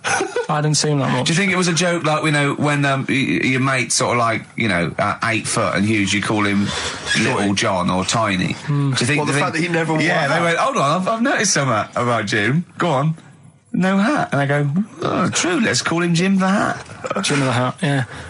But my Uncle Stan, he had like loads of them. He did them himself. Oh dear! And it was always that thing. God. What was it? Things like he had like the cross cut here, made in Britain. And if you're going to do them yourself, I'd say at least make sure you're sort of a good drawer. Yeah, and don't do it in the mirror so it comes out backwards. Well, that was the other thing. But like, I remember he did. Names are all right. He had like all his kids' names down his arm.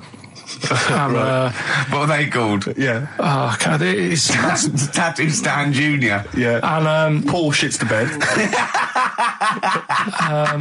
I'm trying to. Wobby Kate. Yeah. But he had, Frankie never amounts to anything. Oh, God. So he had like. Johnny, I don't think he's mine. So he did all this. I don't even know why I'm telling you about tattoos. No, nor do I, Carl. Right, there was this. This is what it's like about getting presents and stuff, right? With my mum and dad. Go on. My mate Colin, right? Colin Bacon? No, Colin Bailey. Oh, right? yeah. He had a little Sinclair Spectrum, right? Yeah. Computer, yeah. which was like the thing to have at that time, right? Yeah. You used to always go round to his house. The deal was not the one you had to play through the window because you weren't allowed. No, that's another lad. Oh, right? yeah. This is a different lad, and the deal was he came to our house and my mum gave him a pie, and then I'd go round to his and I'd stay there for a few hours playing, Hungry Horace and stuff like that on it. Sure. Right? Now, my mum and dad knew that I really wanted one of these computers, right? So I waited about a year. Came round to Christmas Day. I thought, I reckon might have one. Turned out they bought me the wrong one. They bought me a ZX81 instead of a Spectrum, right? And Christmas Day, I'm there trying to load the games up. It's not working. I'm thinking, what's wrong, right? And the thing with me when I was a kid, I used to get quite sort of agitated. This is the moment, right? I found out that it needed a RAM pack to make it work, right? Looking in the thing and it's saying, and make sure you put your RAM pack in the back. And I was like, oh, where's the RAM pack? And my dad's going, I don't know, I've got you the main bit. That's it. So I was that wound up, I just was sick, right? Just sick. I didn't feel sick or anything, I just was like, oh God, went to the sink, just sick. Because I was that on edge about it. I said, come on, we've got to get one. And my dad's like, Tandy's shut, we're not gonna get anything today. Ruined again, Christmas Day. That was after the year when my train set got blown up by our kid. The following year, no RAM pack. And now you ask me, why don't I get good presents? He's scarred. He just I'm gonna die. Honestly, I'm gonna die. He's just screaming sick. Yeah. There's no ram pack. Did you get to the bottom of it? Why wasn't there a ram pack? You have to buy them separate. Oh, It's one of them okay. cons. What do you mean I can't play Frogger?